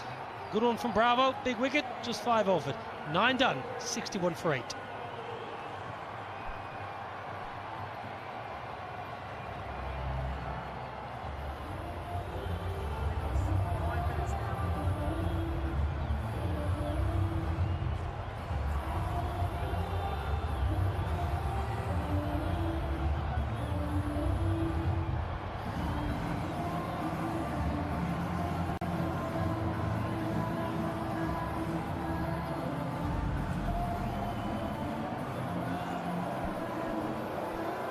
Just saw the strategic timeout. Johan Botha, first year at the helm, and JP Duminy. What are they thinking? What do they do, Rohan, in this situation? What do they say to the players? Well, normally you say, listen, lads, doesn't matter what the situation is, you've got to try and win the game. But in this situation with Deekshana and Gregory batting, required rate 11, you probably tell them bat 20 overs, lads. Just bat 20 overs, maybe get a few more runs on board, and then hopefully going down the line, net run rate might come into play.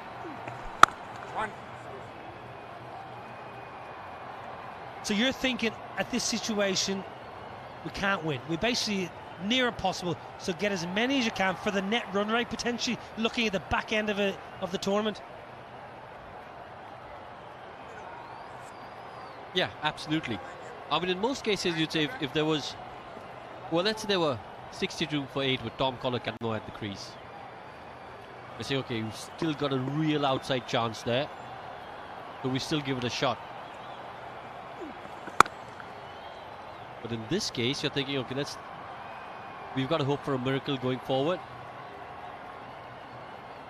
But we've got to give ourselves that outside chance. Because 4 from 6, of course. 6 teams, 4 can get into the playoffs. So even though you have a bad night or 2, if you can just make the best of a bad situation, maybe at the back end, it might be the difference to try and get that 4th position. Beauty, beauty. I'm so impressed. Akeal was saying today, when he's tried to turn the ball, his seam presentation has been so on point. Generally think fast, undercutters, LBW and bowl, but tonight he's troubled both edges.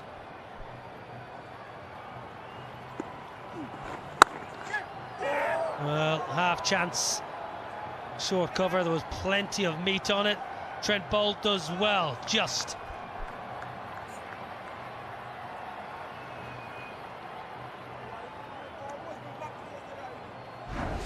A couple of runs to the total.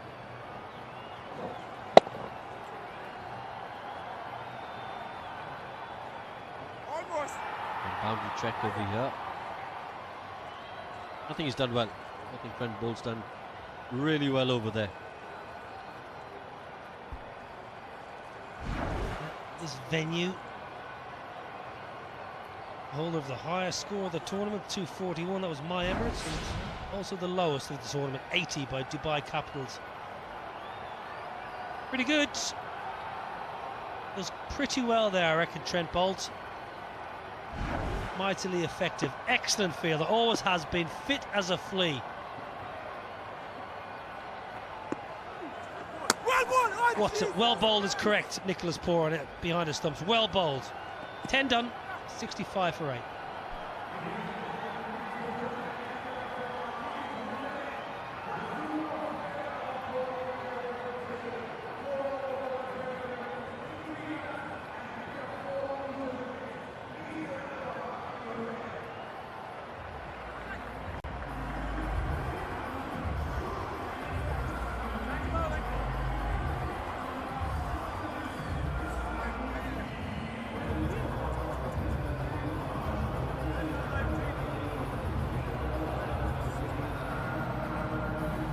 For 8. This is what you're talking about, Rohan. At the moment, get as many as you can. Try to do damage limitation for the net run rate, because the top 4 into the playoffs. So you're already looking around you as a Warrior. Change. Waqar Samakil. Super sub. I'm on the other night when Dre Russ was smacking the ball all around Abu Dhabi, just dragged one down and caught long on. Marvellous. He's not happy. He thinks he should have had 5 or 6. What a spell. 4 for 23. Thought he had a hat-trick. Rod Tucker thought he had a hat-trick. Leslie Reefer thought otherwise. Too good a ball. Pitched outside leg. Turning past the outside edge. Not out. Well, Dwayne Bravo. Ever excitable young man that he is. That slip.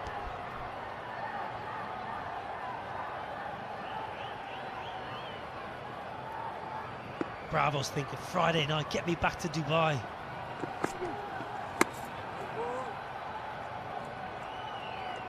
No, he's in Dubai tonight, Bravo.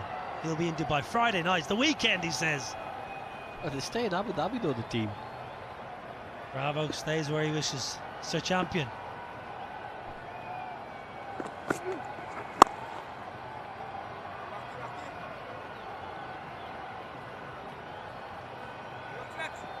Friday night in Dubai.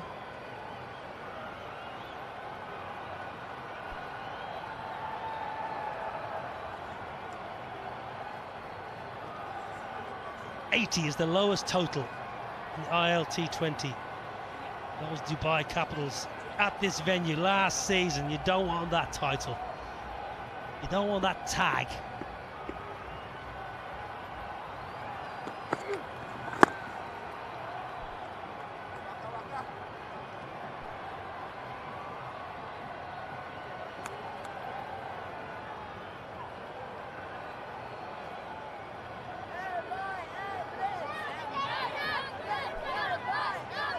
Yeah, you're fans from earlier, oh.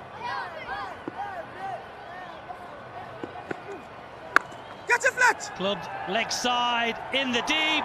Spicy says not to me. Waqar Salamkil into the attack. The super sub. 9th wicket down. Timed it well, did Gregory, but straight to the Spice Man. As you can see, just had to run a little bit. Good hands there by the Spice Man. The 9th wicket down for the Warriors. Gregory, he's got to go for 10. The 8 for 9.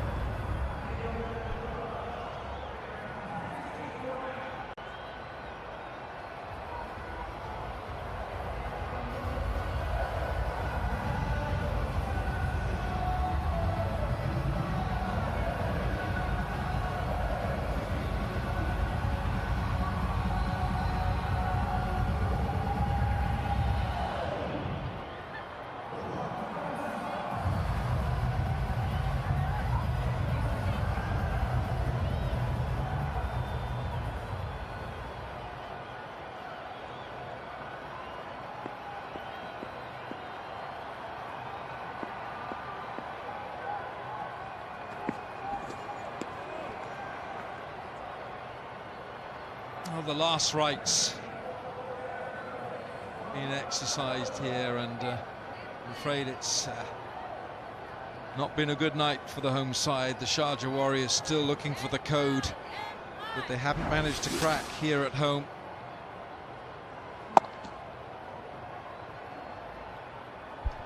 Yeah, Lewis Gregory finding the Spice Man and deep mid wicket.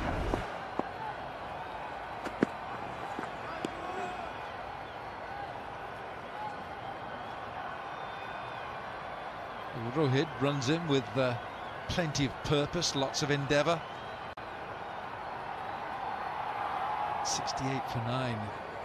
Be a bit of a debrief, I would have thought, and that, you know, it's still early days in this tournament, but it must be worrying for coaching regime at the Warriors, and contrasts markedly to what's happening with Robin Singh in the My Emirates.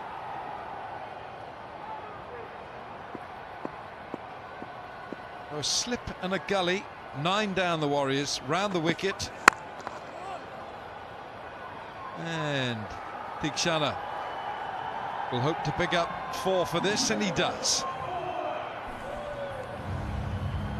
Well, you've got to say valuable runs in the context that might come in handy with net run rate.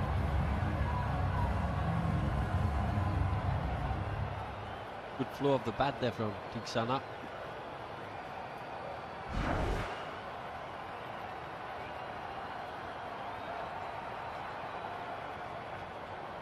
Dumini on the left, and Johan Butter, head coach. There's JP Dumini in the Warriors camp.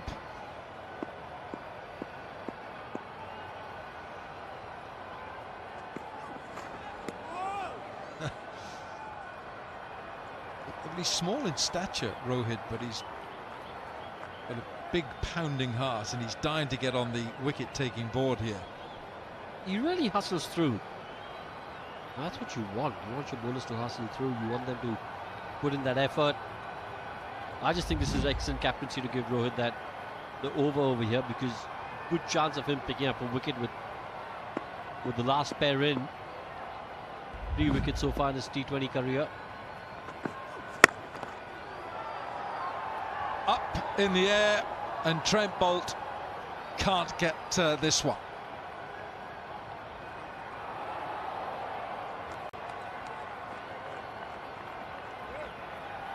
Yeah, just couldn't get in the right position there, Trent Bolt. Ball was always going away from him. Would have been a fabulous catch if he had got there.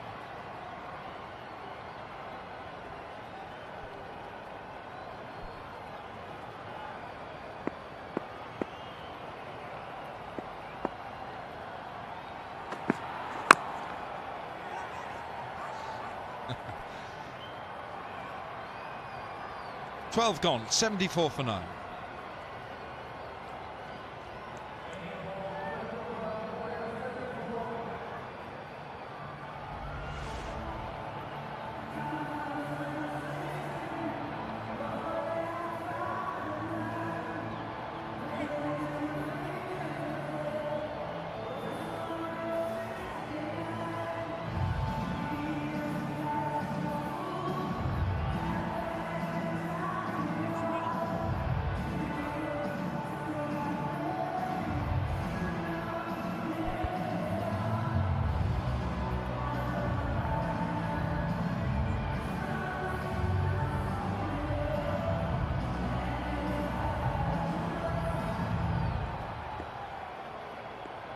Four wickets for Akhil Hussain.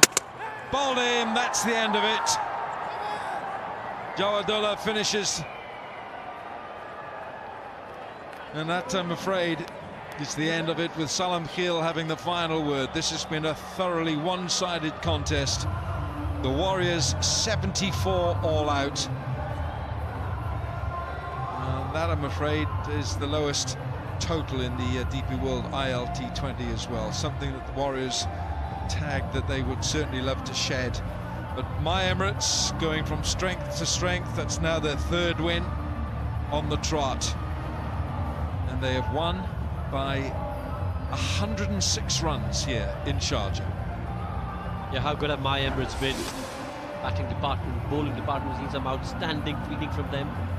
Went for the big Ebo there. Middle stump, peg back. This has been a top class and clinical performance from my Emirates. Akil Hussain has been simply outstanding. 4 for 23 in his 4. Trent Bolt wasn't too shabby either. 2 for 11 of 2. Well, it's been an all-round effort from the team. But lots for the Sharjah Warriors to talk about when they get back in the dressing room. 9 wickets falling to left-arm bowlers tonight, and the other evening in Abu Dhabi, all 10 fell to left-arm bowlers in this My Emirates side. And this was an evening where Nicholas Pooran really wasn't at his best. He was without timing tonight, but tonight really was about Akil Hussain.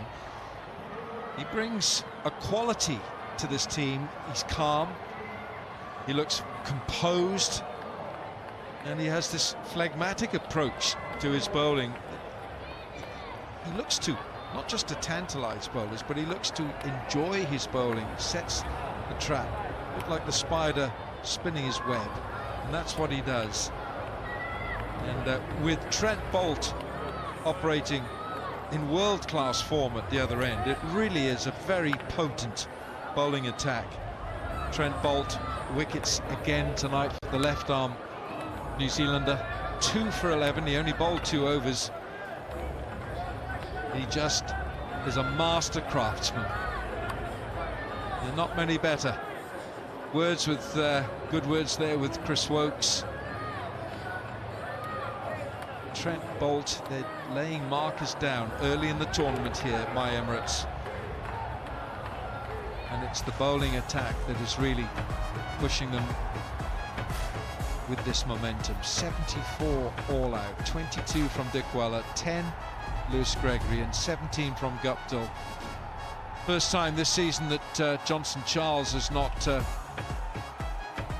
lived up to his billing. Scores of 93 and 51 in the tournament. Tonight it was just a 1. 5 ducks in the innings and 1 partnership, 33. But it was a very one-sided performance, and it was a procession of Sharjah Warriors. 4 for 23, Akil Hussain from Trinidad and Tobago. He bowled beautifully.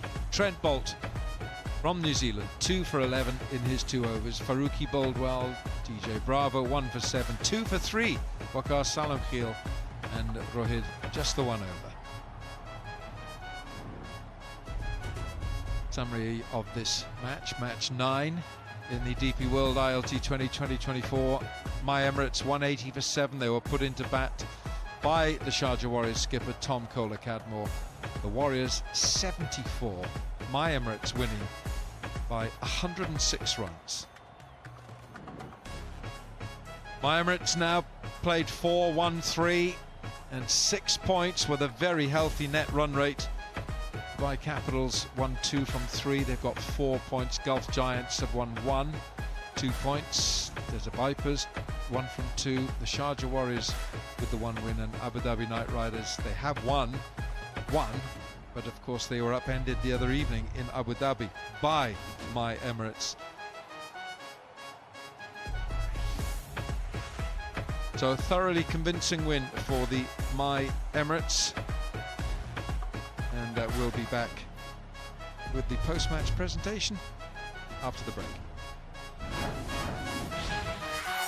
Lights bright, जैसे हो रहा cricket festival. होने रे हल्ला.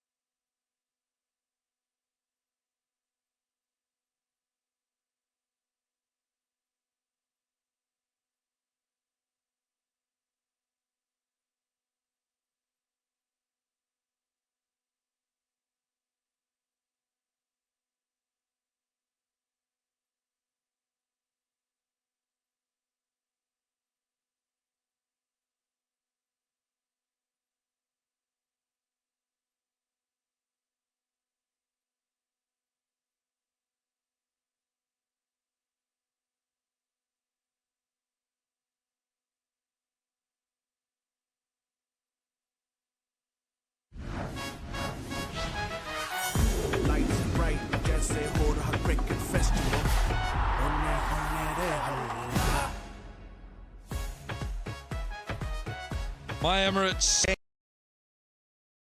gaining the boys in blue, led by the bowling efforts of Akhil Hussain and Trent Boult. They're looking impressive with the young captain Nicholas Pooran, and they've now gone to the top of the DP World ILT20 leaderboard. Summary of this match. Match 9. My Emirates 180 for 7. Pereira and Fletcher 42 apiece. Pooran 37 and Tim David 20. With Sharjah Warriors bowled out for 74. Hussain 4 for 23. Salam Khil took 2 for 3. Boult 2 for 11. My Emirates winning by 106 runs.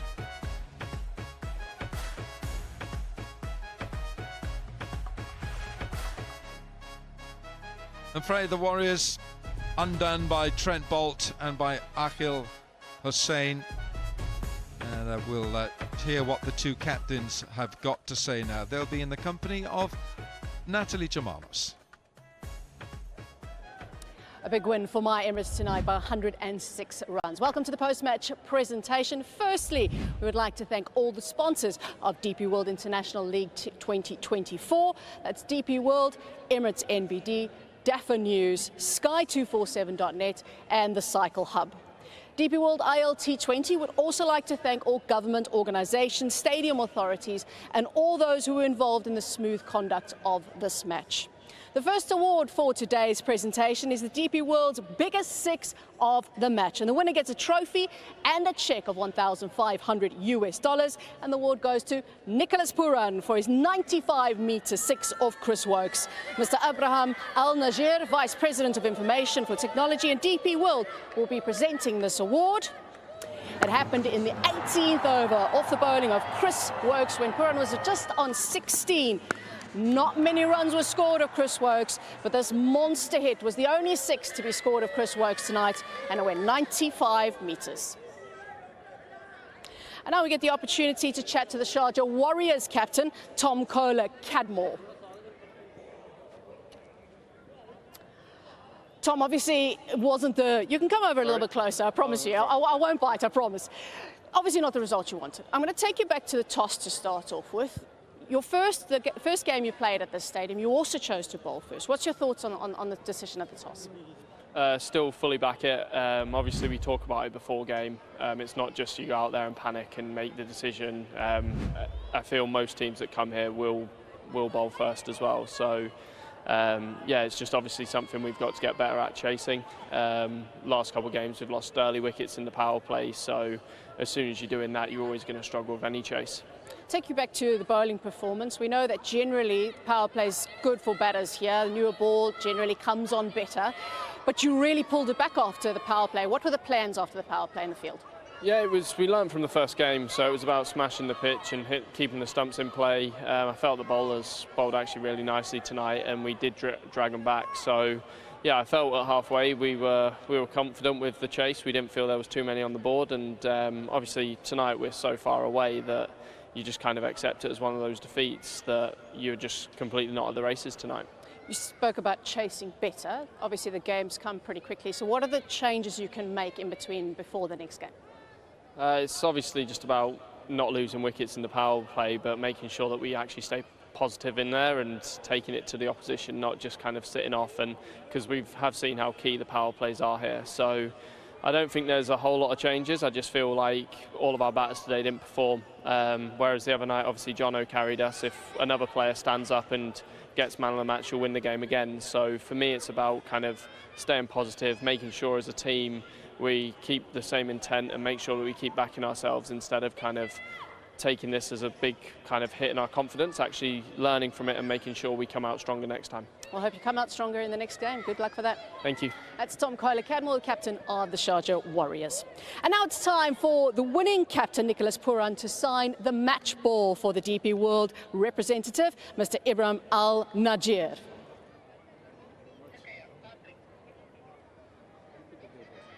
Date. What's the date today?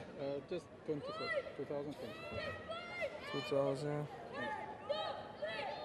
Thank you very much. Nicholas, obviously it seems like a very comprehensive win from the outside. How do you assess tonight? Yeah, first of all, I'll give Jesus all praise and thanks. I mean, losing the toss tonight, obviously that's a blessing in disguise for us. We know we had to assess as fast as possible as batsmen. In saying that, we got off to a really good start, so Fletcher and Pereira there. Unfortunately, Fletcher got out there, and then a bit of a mix-up with me and Pereira there. And I take that on my chin. I think that changed the game a lot for us and for them. But in saying that, I felt like we just had to get something respectable at the end. We felt like 170 would do the job for us. But Bolte came in there and played some wonderful strokes in the last over. And we felt like we were right in the game at 180. And we just had to start really good in the power play because we felt like those are difficult wickets to bat on. And in saying that, the guys came out and executed really well with the ball. Yeah, talking about the power play and the tactics within the power play, we spoke a lot about Trent Boult for obvious reasons and what he did in the previous game, but you brought on Akil Hussain first. We know he's good with the new ball. Was that a tactic that you made on field, or was that something beforehand? The last 3 games, Akil bowled the first over, so it's not a tactical move. We just felt like Akil is a good option to Johnson Charles and Martin Guptill as well. So we just felt like if Akil could execute there and set the tone for us, then it changes a lot of stuff for us on the field. But in saying that again, Bolte getting wickets, for rookie coming back and getting wickets. Akil outside the power play again, really tremendous tonight. Spinning the ball as well, which is wonderful. Then Waka and Bravo obviously chipping in there as well. In terms of looking at your team and how you've gone so far, you've played a few games already, and you've got quite a busy schedule. How would you assess the tournament for your team so far? It's definitely been hard work for us. I felt like we work really hard as a group in terms of conversation and going out there and executing our skills. We were put under the pump in a few games, and we had to work really hard with the bat as well. And the batsmen did that, and then the bowlers just continue to do their wonderful job. And I think this is the second game now where we bowl a team under 100, which is excellent, especially in T20 cricket. And we're just moving from strength to strength, and we're going to continue to stay humble, keep the ego in the dressing room, and continue to move forward in this tournament. Congratulations on the win tonight. Comprehensive it was, and good luck for the next game. Thank you. That's Nicholas Pooran, who's the captain of My Emirates and, of course, victorious tonight. And now our final award for tonight is the Player of the Match. And the winner gets a trophy and a cheque of $1,500 US. And the award goes to Akil Hussain for his 4 for 23 in 4 overs. Mr. Shimal Vangankar of Capri Sports will be presenting the award.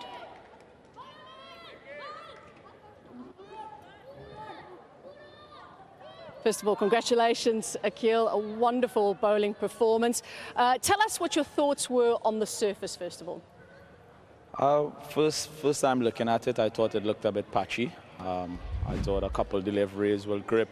And obviously, being the first bowler for us, I know that I can try and go fuller as well to try and swing the ball. Yeah, talk to us about it's sort of an in-swinger that you bowl almost, isn't it? And it's very effective. Yeah, I think, as I say, bowling the first over, the ball is new, it's fresh. And I think it's just about execution. Sometimes at some venues it swings much bigger, so it's just about executing and hopefully it can finish on the stumps. And then obviously you've got the opportunity to come back a little bit later on. What are your tactics later on with a slightly older ball? It's just about trying to make that assessment as quickly as possible and what's working on the day. I mean, after the first over or so, I came back in the 3rd over, and it wasn't really swinging much. So I know I had to make that adjustment and try and spin more balls and just go with the regular arm ball that slides on. What was your thoughts on the hat-trick? I have to ask you about that. Obviously, just unlucky.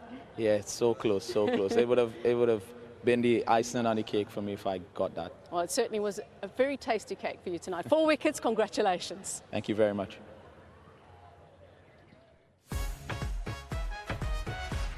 Oh, he deserved the hat-trick, he really did, and he bowled quite beautifully. My Emirates are leading the leaderboard, top 4 to qualify for the playoffs. We have a long way to go, of course, but they've won 3 of